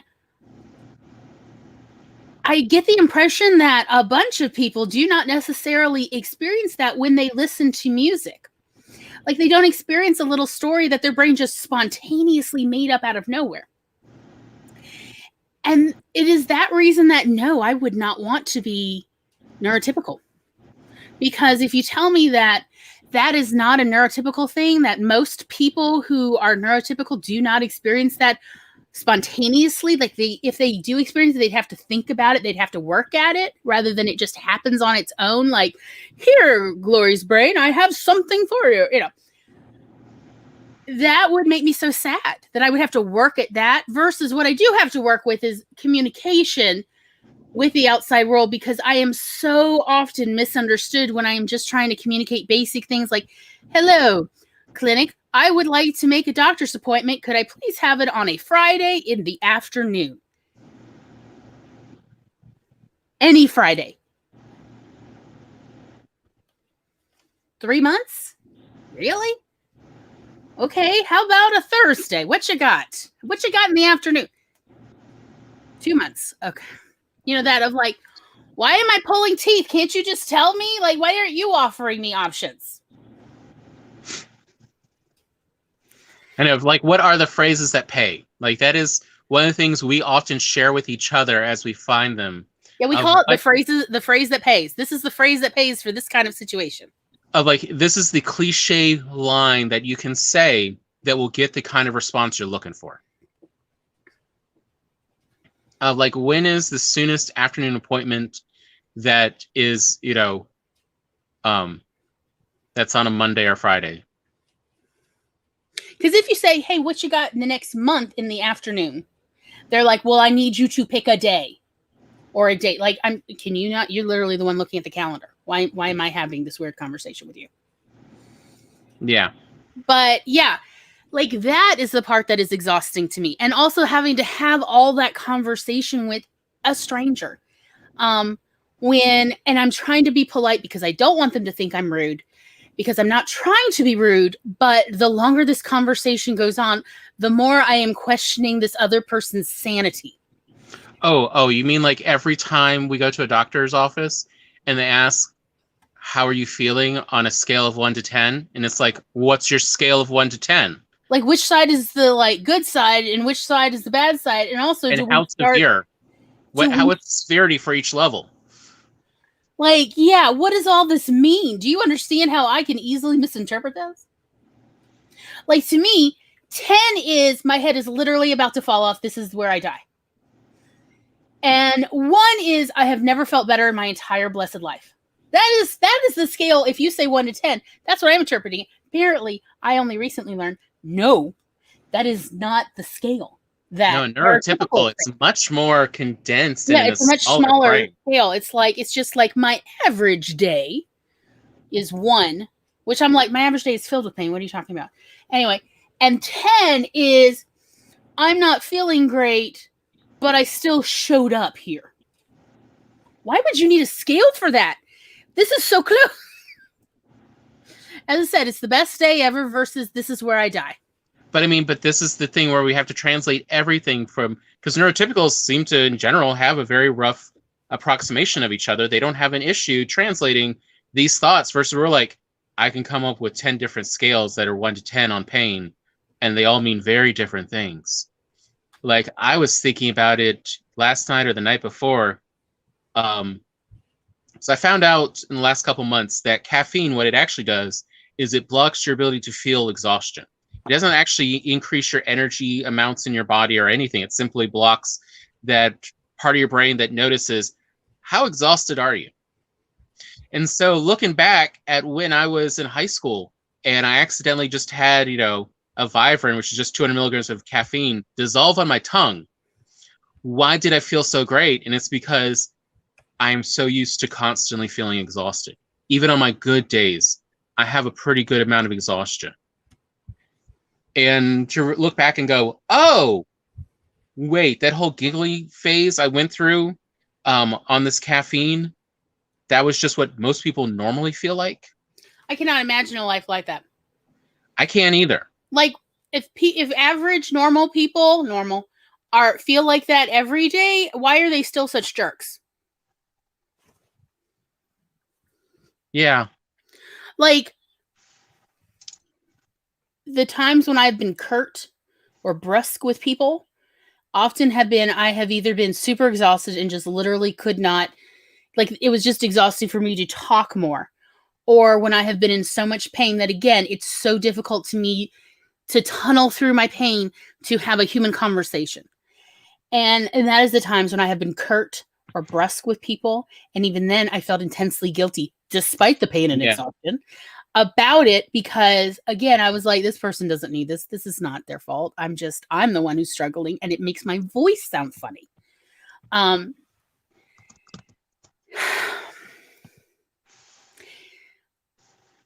So anyway, despite all that, I would still rather be autistic than neurotypical, because also I feel like it gives me a very unique perspective, since I feel like an outsider in the mainstream world. And it allows me to see things from an outsider perspective, which is where I can really see the part where, because I'm not immersed in it directly. Like, I'm on the edges of the stream. And so I can see both in and to the shore. And I feel like that gives me a better perspective about what's going on in the middle, as well as the shoreline, where there's, not much else going on, but like where essentially I could, if anything, I fantasize about making my own world. Which is not to say, I just want to point this out again. It's not to say that autistic people are very good at communicating with each other.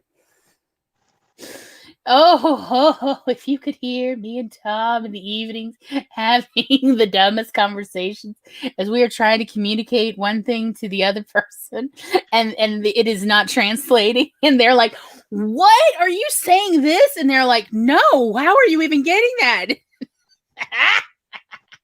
On the other hand, you have to admit it is entertaining. We do joke about someday in the future we'll just broadcast that and people will just tune in to listen to our evening conversations. I did try to record it, called Dinner with Tom and Glory. Yeah. And it's just you and I having our dinner conversation. And it's insane. As well as we tell each other all the articles we read today. I did like, Megan, what does 0 even feel like? I've literally never known.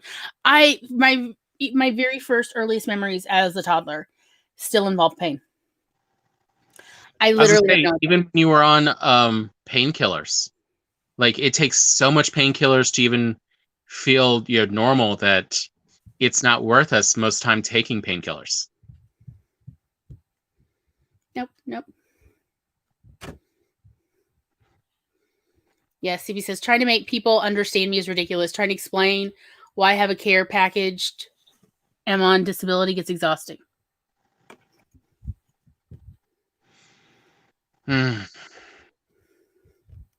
Yes, sometimes it does make the Hulk come out. Yeah. Who was it? Was it Princess Aspian who was talking about she made that little set of cards, or someone made a Mm-hmm. set of Yeah. autistic cards for just when you've gone nonverbal.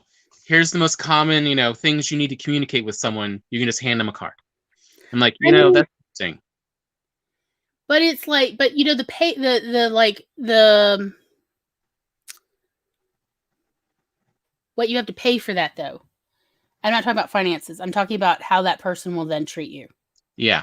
It can be honestly as bad, if not even worse. And it's like you have to take a gamble and you're already not doing well. And you're like, I'm already exhausted, in pain, or overwhelmed. And now I have to figure out whether it's worth taking a risk on this person. Yeah. Yeah. It's just, this is, yeah. I'm so grateful that I have Tom, because there are times where I'm like, I cannot talk to another human being on the phone for several days now. I've used it up. I've used up all my spoons for talking to dumbasses on the phone, and I need a break. And Tom's like, okay, I'll call. And it's been so nice, like when I've been able to help him out of like, oh, no, let me, sir. I will talk to this person. Although half the time it is, I will talk to them tomorrow. I'm exhausted too. Because God, yeah, the phone. Like, it's hard enough when I can see people visually and at least get some clues from some body language. Because at least I've worked on understanding in general body language. But oh no, when it's just audio, and I still find this ridiculous. I have auditory dyslexia, but I have an exceptional hearing range. So I actually hear more details than people notice in their own voice, and the sounds they're making, which just goes further to me misinterpreting and not easily understanding what they're saying. So yeah, especially phone calls are tricky. But then again, typing out a message to people is really tricky. Truth be told, I have been holding off for like 2 weeks, messaging Maggie because about some stuff I had about reading her books, beta reading them, because it would take so long to type out my message versus being able to say it with a like we have now with face with your face chatting, yeah, just video say chatting, with your face. Yes, where you can better see facial expressions, right. and let alone you can do hand gestures. Oh, I love hand gestures. Yes. That it's daunting to think about typing it out. I could explain it in text, but it requires so many more paragraphs to sort of preface what I'm meaning, because I know how often I misinterpreted with my thoughts.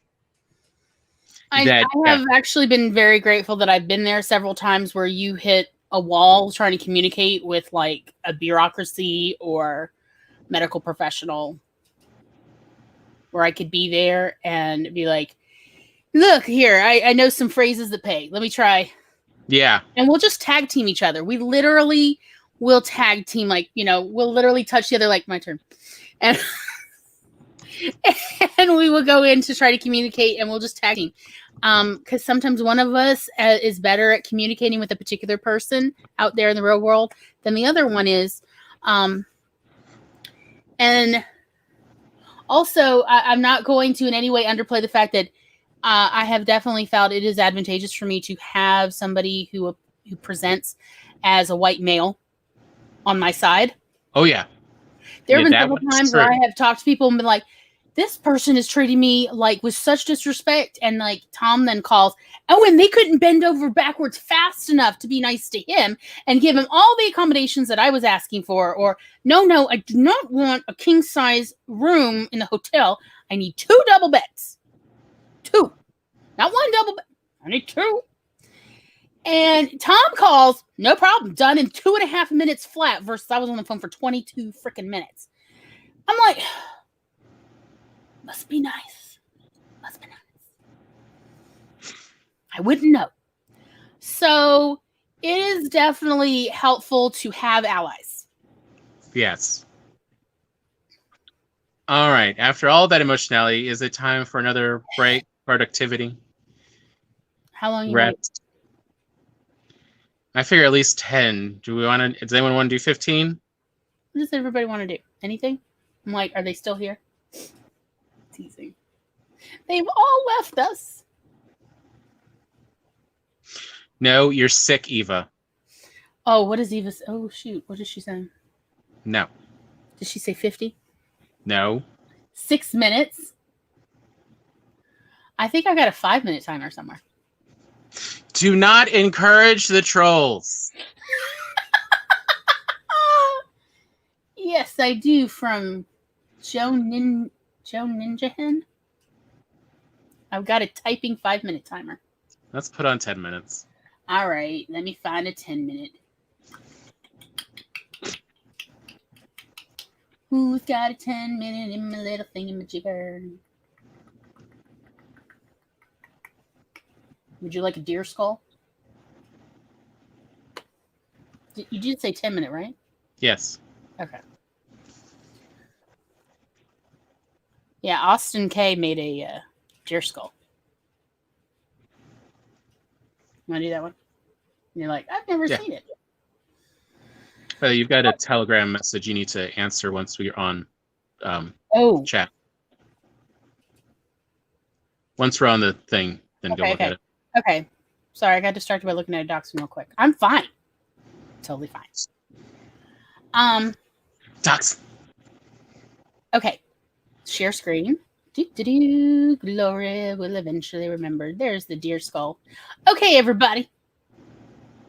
It's time for a quick goat break.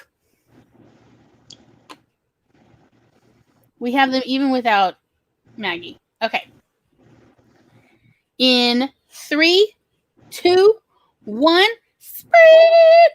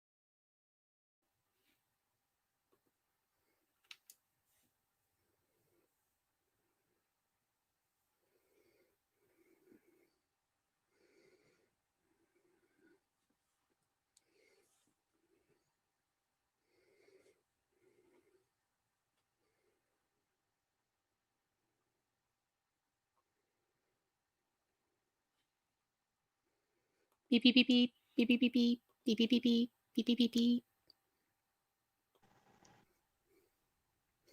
Hello, hello. How did everybody do? Tom, did you get Everett that sandwich? He hasn't even agreed to what he wants on the sandwich. Also, All I know by default is that whatever I think of, most people are like, no, not that. Tell me what sandwich you would make right now. I posted it. Oh, what? Pastrami and provolone, lightly toasted roll, maybe some horseradish or similar. Yeah, make that for me. Like stone ground mustard. Forget Everett. He's 2.5 hours away. And also Cuban mustard. Oh, that would go on well. Yeah, that Cuban mustard we have. That's so good. Yeah, make that for me. Is that what we're gonna have for dinner? Let's discuss dinner right quick. I was just thinking of warming up the beef pot roast thing or whatever I made before. Right. I mean, if you really need a sandwich, I can make you a sandwich. We can have some jalapeno chips with it. I want the provolone to melt, though. I like melty cheese. I'll have to check if we actually have provolone or maybe quesadilla. I don't think we have provolone. I know we have a little bit of cheddar left. And mozzarella. Oh, well, I was thinking of sliced, but okay. Yeah. You know, at a certain point, stop complaining. I mean, maybe the mozzarella if you sprinkle with a little bit of the liquid smoke. That's what I was thinking. Actually, mozzarella with a little bit of liquid smoke would do it. Or the smoked paprika would be good. Yeah, it would make a good compensation for provolone. Yeah, that would be nice. Wrap it up in aluminum foil and put it in the toaster oven for like 20 minutes on 350-ish. Mm-hmm. That'd be good. So anyway, how did everyone else do? And have you figured out dinner?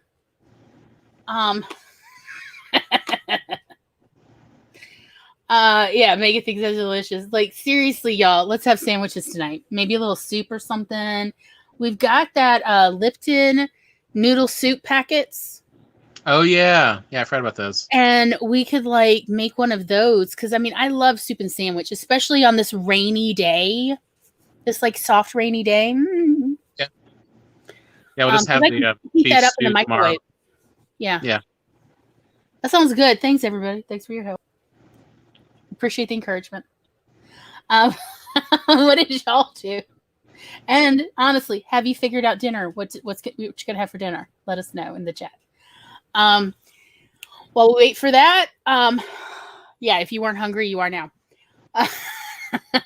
I mean, we could talk about food all the time. However, next Monday, I don't know if anybody noticed me yelling. But that's because Tom is down the hall and his door is closed. So we're yelling to hear each other during the sprint. And I was like, what are we doing for next episode? And he's like, I don't know. Read me what's on the list. So then I'm yelling the list because I have not one, but 2 lists. And, you know, and then we have to go back and forth because he originally wanted to do romantic relationships, and I was like, "What about us doing that on February 11th? You know, right before Valentine's Day, because it's about timeliness." So that's what we're gonna do for February 11th. But for February 1st, that's next Monday, we're gonna do media representation. So autism and media representation, because we need to just go ahead and get this dang blasted Sia movie out of our system. Y'all, even the autism hate group, Autism Speaks, has now like abandoned ship on Sia's movie. As much as she was claiming, oh yeah, we paid and we had them with us for the last 2 years making this movie. They're like, we don't know this person. We've never seen them before. Yeah, it's apparently super bad. And we're not going to talk just about that. Like, no, I do not think I have 2 hours in me to talk about Sia's dang blessed movie, but we're gonna talk. But there's a lot of stuff to talk about with representation. And what is it that makes it a positive versus a negative? Yeah, because some books and movies, like the publisher will claim the main character is autistic, but the author, on the other hand, is like, they're not. They're just, because suddenly they have learned what is autism and realize, oh, what you portrayed is not in any way necessarily autistic at all, but it sure is a terrible, ugly stereotype. So, anyhow, so we're going to talk about it. There are some okay representations of autistic personality types. That's not how I meant to say it. There's there's that one. You remember that's on the Disney Freeform ad? I've only seen one season so far because I don't know if the second season's out. But you remember it's that brother who's two half sisters. Their father dies, and he's Australian. He ends up moving to America to take care of his two younger half sisters. And one of the youngest one is autistic and is played by an actual autistic young woman. Oh, yeah. That one is good representation, I must say. Very honest, but also accurate without, going into the terrible tropes department. I guess that's how I want to say it. And then there's the mixed bag with David Tennant. Which one? There she goes. I didn't think that character's not autistic. She has something else.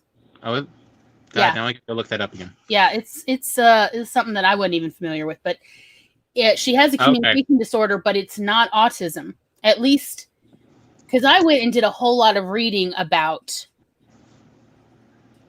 because it's based on the writer of it is, I think, the father of this young girl, and it's about him and his wife and their kids' experience, But yeah, it's it's not a terrible representation, but it's definitely from the parent side. The parent side. And it definitely portrays the daughter as more of a burden than these are two adults who have their own issues that they did not deal with before they had this child. And suddenly they have learned that they are definitely not prepared to deal with any kind of young person who needs more help than the minimum they had available to start with. I just double checked. Yeah, you're right. It just says a chromosomal disorder. Yeah, I did actually find an interview. I can look it up, but where the parents actually specifically state no, they're not sure yet. It's back in debate. That's what it is. That's why they're just calling it a chromosomal disorder, because there are so few people on the planet with this. They're not entirely sure what are even the symptoms, what's really going on. Yeah, it's hard being unique from a medical standpoint. So, anyhow, so that's what we're going to talk about. We're going to talk about media representation. There are good ones, and there are a shit ton of bad ones still happening, unfortunately. And we actually do this show for better representation. That is why we come here and we bare our souls, even though it goes against everything we were taught as children by everyone, not just our parents, but every person ever, every adult ever. Oh yeah, I assume that my job prospects have severely dropped because there's a chance people could find these videos. And they simply would not hire just based on stories I've told of my past. I assume that's just going to be part of, the downside. I'm perfectly functional and great at, the jobs I do, which is, computers and massage and just working with older people. But because I talk about, I have bad days, there will definitely be people that if they find this, they're not going to hire me now. I was only willing to do this in the first place because I had given up on ever being able to find employment that was worth having around here, or pretty much anywhere really. This is not an era that pays livable wages to anybody. And the best employment I ever had was when I was self-employed, owning the video store. And frankly, that was still really difficult employment, honestly. But Yeah, I had just given up. Like, I can't work in corporate America. So part of the reason why we're like willing to do this is like, well, we can do this, so other people don't have to. Yeah, Because because a lot, we figured because we most were in a autistic unique people, perspective. yeah, most autistic people are masking so that no one would really guess that they're autistic, and they're going to stay that way as long as it pays. Like they Yeah. can't afford to come out. Same. It's the exact same situation of the many different ways and meanings of staying in the closet. Yeah, like not everybody can afford to come out of the closet, both for financial stability reasons or for personal safety reasons, let alone they need the familial support, the community support. So they can't afford to come out because they know they'll lose so much of the support that they won't be able to truly function for whatever that means. Maybe it means like they won't be able to find good childcare anymore because you're queer. That whatever it is. So there are people who to this day in the 21st century in America cannot afford to come out of the closet. And it is a similar situation for people with autism, even when they know they have autism. They have to mask, they have to stay closeted in that respect because they know they will not be able to find employment. Because while officially no job you ever had that you've left is legally supposed to be able to say anything about, any medical accommodations you've requested or even not requested, but simply informed, say, coworkers, they still do. HR may not in the official conversation, but then they all go see each other, say at the club or wherever they socialize, the area economic development partnership luncheons or whatever. And then they will spill the beans off the record. So reputation still matters and people can't afford it. I happen to know people in the psychology profession. So both professors who teach at academic environments and academic institutions, like full accredited universities, who cannot be out as autistic. I know of psychologists and therapists, marriage counselors who have been diagnosed as adults and still know for a fact, like they were told flat out that if they ever received an autism diagnosis and told their employer that clinic would fire them. They'd find a way, like was told by HR, if you ever did, they would find another way to fire you and then they would fire you. And also because you got fired that way, you wouldn't be able to get hired anywhere else in the vicinity, anywhere pretty much in this whole geographic region. You wouldn't be able to get hired because there's so few clinic systems that they all talk.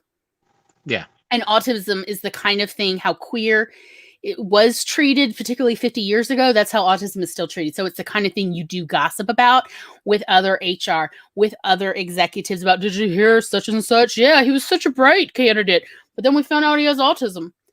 And, can't be having that. You never know when they'll go ballistic. Like, excuse me, what?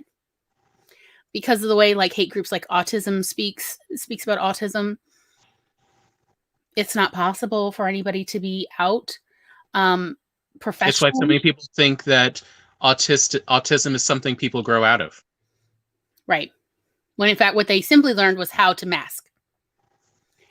I can't tell you how many times in real life people have told me that I have told that, when they're saying some ugly things about autism and I go, I'm autistic. Why are you saying that? And they're like, oh, you don't seem autistic. Like, I'm sorry, what do you think autism is? And I'm sorry to say, their impressions are so ugly. I'm not about to give an impression of their impressions. They're so ugly. I'm not going to. So that's why we do it, is we have both given up on corporate professional employment. It's just not something that's going to happen for us anymore, partly because of where we live geographically here in South Mississippi. It's just, there's not that many places that frankly are even hiring, let alone that pay a livable wage. So at this point, I was like, well, why don't we take this one thing that we have that seems like a burden? There's not really much in the way of good jobs around here. And we try to put this one good thing out in the world. We try to give people an example of two autistic people who know each other very, very well, constantly having conversations for them to see how that is. This is pretty much how we are in regular life. We haven't done a full-on argument. Although we don't have that many arguments. And frankly, I never had a proper argument with anyone at work ever. I've had a difference of opinion. My meltdowns, which I don't really have major meltdowns anymore as an adult, partly because my brain grew enough that I could handle it. But also because I learned better how to like manage my sleep and how to manage myself at home. So there are sacrifices I've made at home so I don't end up overstimulated by the time I go to work. But when I do have something that feels like a sensory overload, the thing I do most often to cope at work is I go to the bathroom stall, any bathroom stall, but particularly my favorite bathroom stalls. And I sit there calmly for like 5 to 10 minutes and I'll play match 3 games on my phone. And just being in this cool, quiet room, the little stall, for like 5-10 minutes is so like it really helps me bring back. And I'll be honest, one time I did stay there for 20 minutes. People thought I was just pooping, so it wasn't a big deal. And nobody said anything because that would be impolite. It's great. And it really, that's how I, deal with sensory overload now as an adult so that I don't have meltdowns. That, and I take selenium, which also helps a lot. I take selenium like every day to every other day, like 200 micrograms. And that helps a lot with sensory overload for me. Because apparently there's not enough selenium in my diet. So that's what I do. I've never had a negative situation at work. I've had a couple people upset that I had a difference of opinion with them. And I'm like, at a certain point, hello, back off your narcissism. But that is like as confrontational as it ever got at work was, no, I disagree with you, but you're entitled to your own opinion. Smile. You have to smile. It's part of the mask. Smile. Get a good smile. Practice it in the mirror. Get it good. Make sure to smile with your eyes. And that's it. But in every workplace that I confided in a worker, there was a notable change in how upper management treated me. Like, we have to be careful about Glory now. She's autistic. And I'm like, the thing you have to be careful about is being an asshole. Because it doesn't matter whether I'm neurotypical or neurodivergent. I'm going to have a problem with that.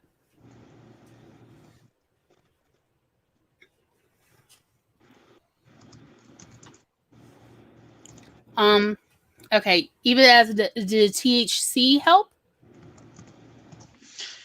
Well, okay, we do have it. We do have some opinions, and the basic gist is Salvia divinorum.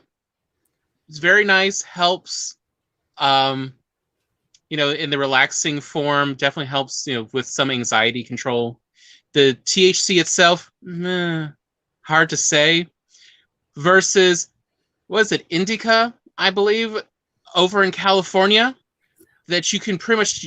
It's it's an upper pot, like it's stimulant. You can take instead of coffee. Like seriously, like that is some serious upper that we were given without being told 11 p.m. at night before we went to sleep. Like, and I had one puff, right? One inhalation, and I think Tom had 1 or 2 as well, right? Literally just one puff.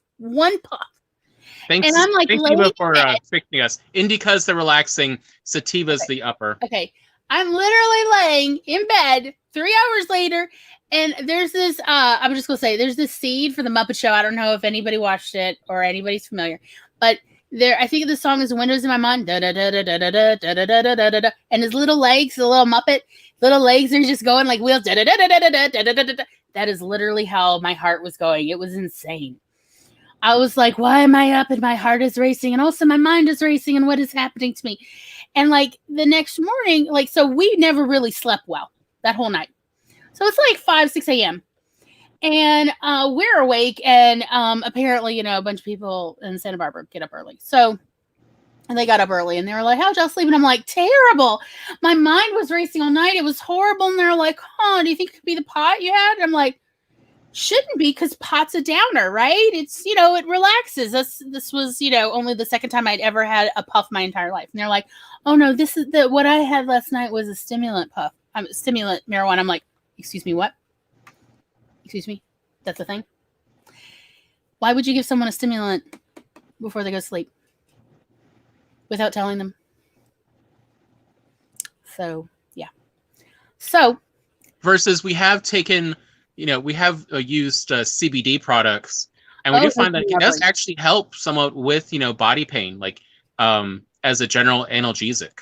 I thought it was very helpful for menstrual cramps. Yeah. For me, anyway. I really love the CBD, as well as like for general pain other times of the month, just in general, like back pain, or because I have Ehlers-Danlos, I occasionally overextend an ankle. And so it'll be a bit swollen for a couple days. And the CBD helped keep it from really getting swollen. And I was inhaling it. But the truth is, our bodies are designed to have, our genetics really are designed to handle a lot of alcohol and other things. Like they process them very quickly and efficiently. So it's hard for us to experience any pleasurable effects. So it's like the amount we'd have to smoke to really notice THC is, ridiculous. So we haven't really explored it that much, especially since, we live in a state that's really behind times. So we'll see eventually. But we can say, though, for sure, the CBD in concentration does help with our body's general aches. And it may also be because, we do have Ehlers-Danlos, and we have hypermobility. And there's a lot of body pain associated with that. And the cannabinoid network does seem to help with that pain. Mm-hmm. But yeah, versus, yeah, the sativa definitely also hits the anxiety button pretty well, and we've already got more than enough. Yes. So it's like, no, I'm good. Don't need that. No, I never need to have upper pot ever again. Ever. For the rest of my life, I'm good. No, I'm fine. You know what? Okay. We were kind of talking about whether we should talk about it or not, but you know what? We're like in overtime anyway. So when I was in college, so long ago, children, like when I lived in the dorms, some of the girls would drop acid, but these were, nice Southern girls. And so they would always try to find a babysitter, a nanny, for while they were, under the influence, whatever you call it. And I like to, if my schedule allowed, like if I didn't have classes or anything, I like to be the nanny, because I found that a lot of people's experiences on acid are very similar to many of my completely sober childhood and even adult experiences anyway. So when I was a toddler, I remember many times having real, just freakouts, because the floor, didn't matter where I was, but the floor, which it used to have a tile floor when I was a kid, would undulate. And since it was tile, I could see the lines, and it would freak me out. It's like a 4-year-old. I would just freak out, like, oh my, the floor really was lava. And that's when I would cry and insist that a parent pick me up and take me over to the couch or somewhere, because I was so afraid to walk around. But also, I would have experiences where suddenly, for no apparent reason, I would just genuinely believe that there was something scary in the closet. And I would feel like I would have to go into the closet to see what it was. I could not just simply ignore it or leave the closet door closed. However, it was the most frightening thing ever. And that was a lot of the experiences that various girls in my dorm would also experience while on pot. I certainly never suggested this to them. They would come up. One of them, I don't remember. She had a whole issue with ventriloquist dummies, and I had a catalog of radio shows that featured Charlie McCarthy, the Edgar Bergen's ventriloquist characters. And she knew about it because I had showed her this catalog before, because I was like, they have clearance cassettes. This was the very late 90s. This was like 98. And she's like, you have to get it out. You have to get it out of your duffel bag. I have to see the dummies. And I'm like, why? And it's like, because they're evil. I'm like, then why can't we just leave it in the locked closet? And that kind of thing. So I really, I felt very comfortable around people dropping acid, because the things they talked about, like about how like things looked so crazy. I had those experiences absolutely sober, you know, all my life, like where sometimes my vision would be funny and it would just, there would be like a trail. And I didn't learn till later in my teenage years that not everybody experiences that from time to time. And but people on acid experience it all the time. Or like, how good this water feels on my hand, glow. I feel it. And I'm like, it does. It feels fantastic. But like they only experienced that while they were on acid, versus I experienced it most of the time. And so it felt very kind of cozy and homey to me. And also, of course, I knew that people dropping acid, frankly, need a babysitter, just so that they don't do anything really inappropriate, like jump from the second floor balcony, which I've pulled a couple people off of before. So, again, that's just part of the experiences. Does everyone with autism necessarily experience this? Probably not. That's my guess. Probably not. I don't know. I mean, the other thing that reminds me about, and also talking about going to the bathrooms to relax, is I don't know about others, but I know I do, and I've heard like this is a semi-common autistic trait, is that we do all a lot of us do have our favorite bathroom stalls to go to. One of the qualities I always looked for in my bathroom stalls is ones where the walls or the floors had the right kind of patterns, so that I would just see little faces in there. And I would just have fun finding little shapes and faces, and, you know, just doodle designs of horses and, you know, other things. And I would just distract myself, you know, before we had the advent of smartphones to always have something to look at.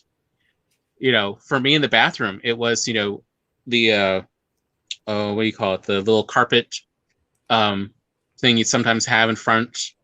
Oh, like it's a little rug or a little mat. Yeah, a little rug mat.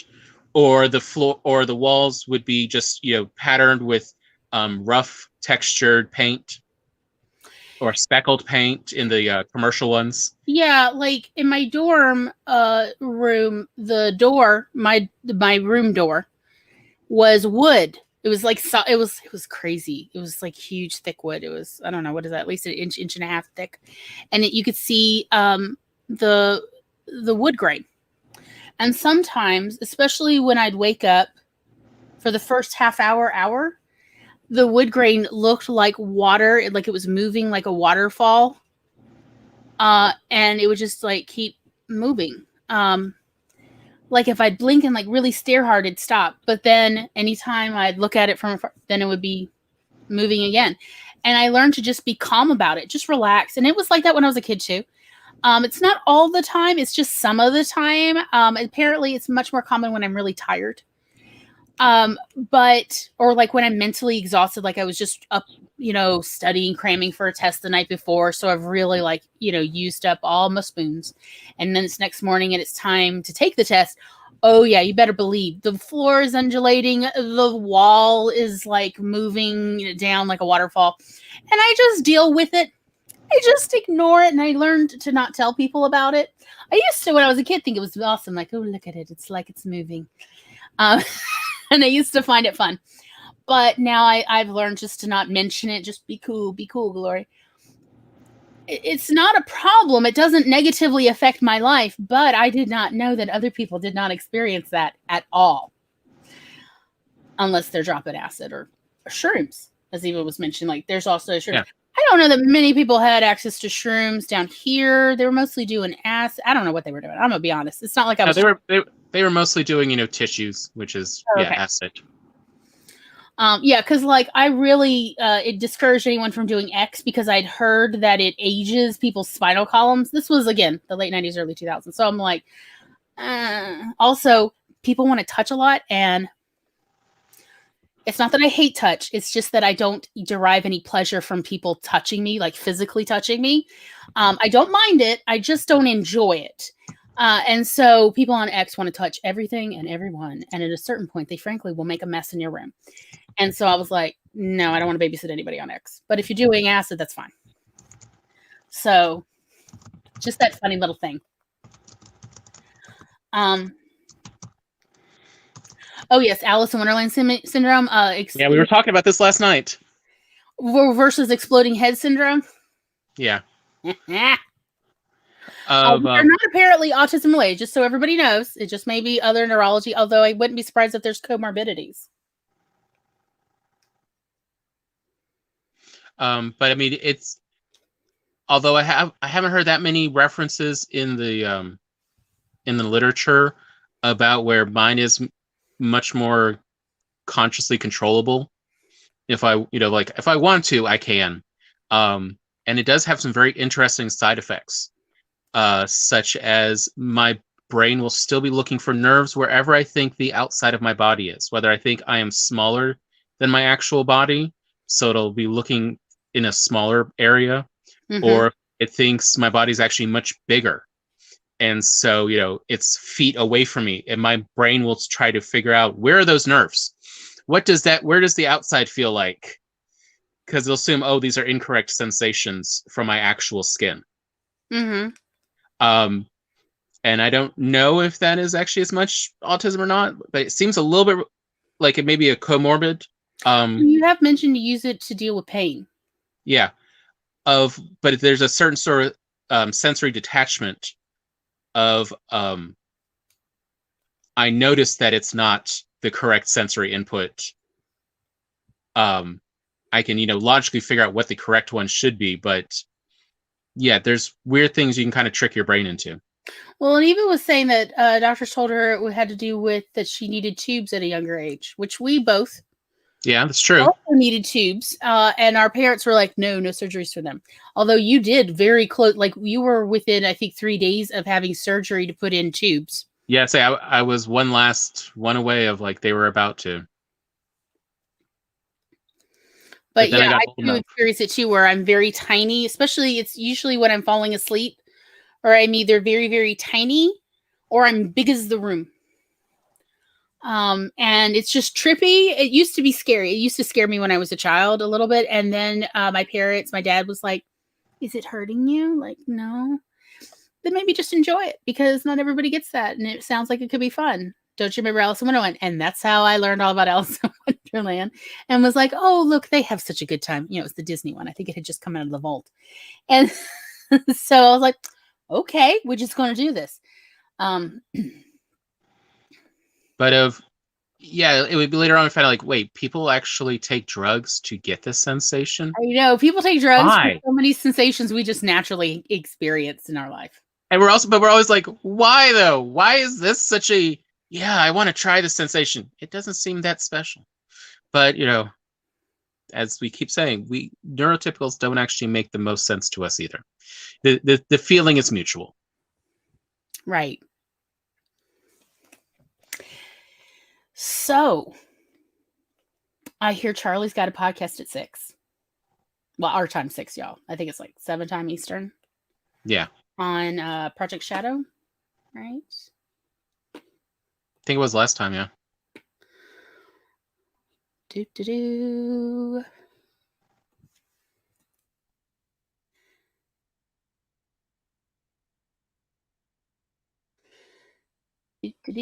Oh, Google is not my friend today. Or YouTube. That is the wrong Project Shadow. Charlie did confirm it though. Yeah, it's Project Shadow. I was trying to look for a link, but I put in. Does anyone have a link? How can you be so bad, Glory? Easily and with aplomb. It comes naturally to me. Do you not see? Well, that is definitely one correct answer. With panache, my dear. Anyhow, so, and I believe, see, somebody has my back. See, it's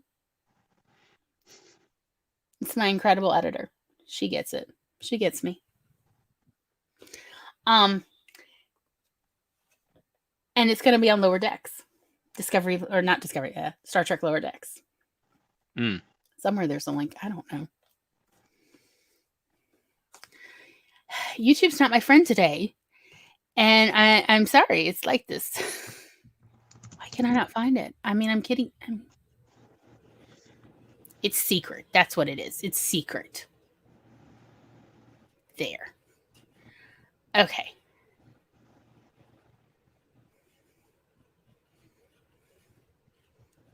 There's no link. I don't find anything. I don't know what's wrong with me. There it is. I feel you. It's hiding. There it is. I found the link, y'all. Okay, give me a sec.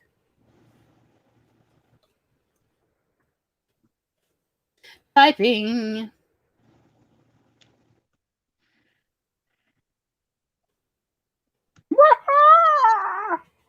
Oh, Charlie did post a link. Did I? Oh, to the same conclusion. There. Our dear friend Charlie. I totally forgot. That's right. It is about Lower Decks, isn't it? It's Lower Decks, Tom. We have to go talk about Lower Decks. This is my jam. Q shows up. Spoilers. Glory will show up for anything about Q.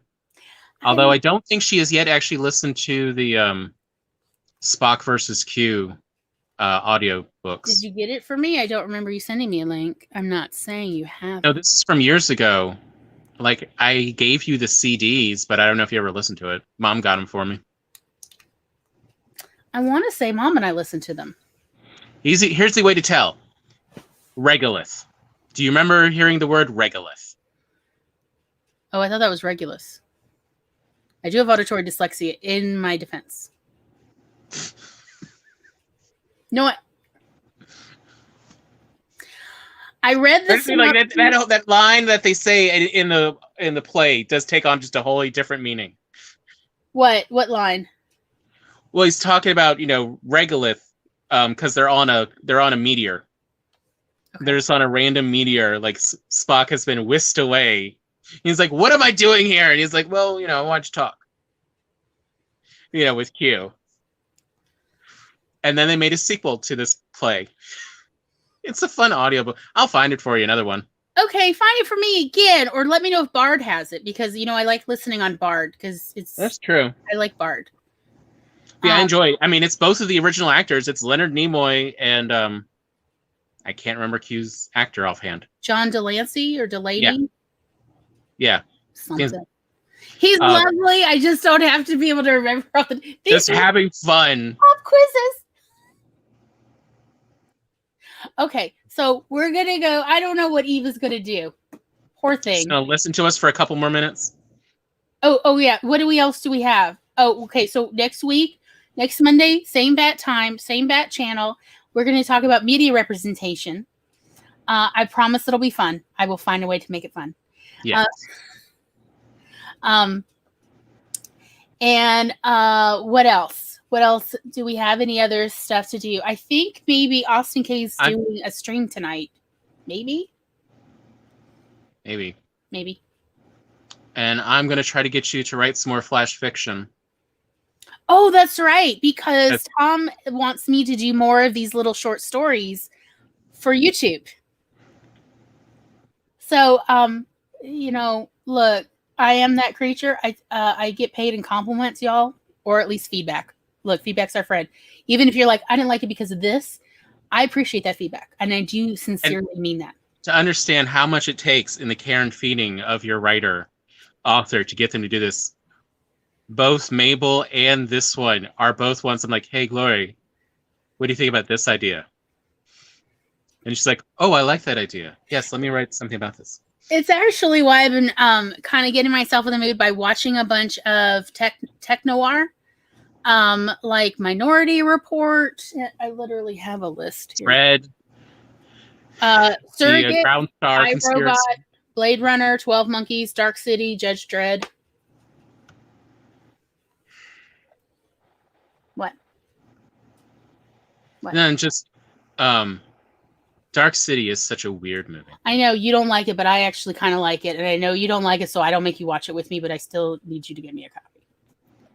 I mean, I did appreciate it. I can't remember who did a thing on it, but finally explaining like some of the things going on there, because there's definitely hinted at things that I'm guessing neurotypicals probably have an easier time picking up on. Mm.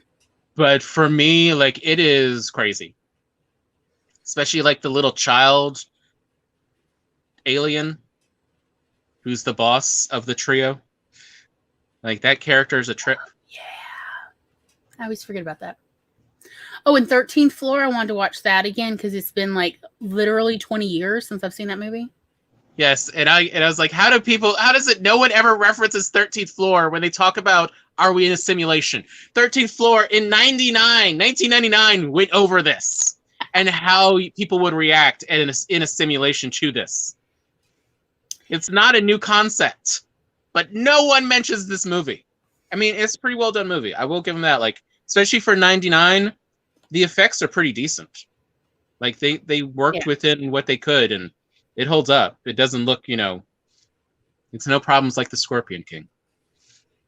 So we are going to hop on over to the Lower Decks discussion because I don't know about Tom, but I absolutely adore Lower Decks.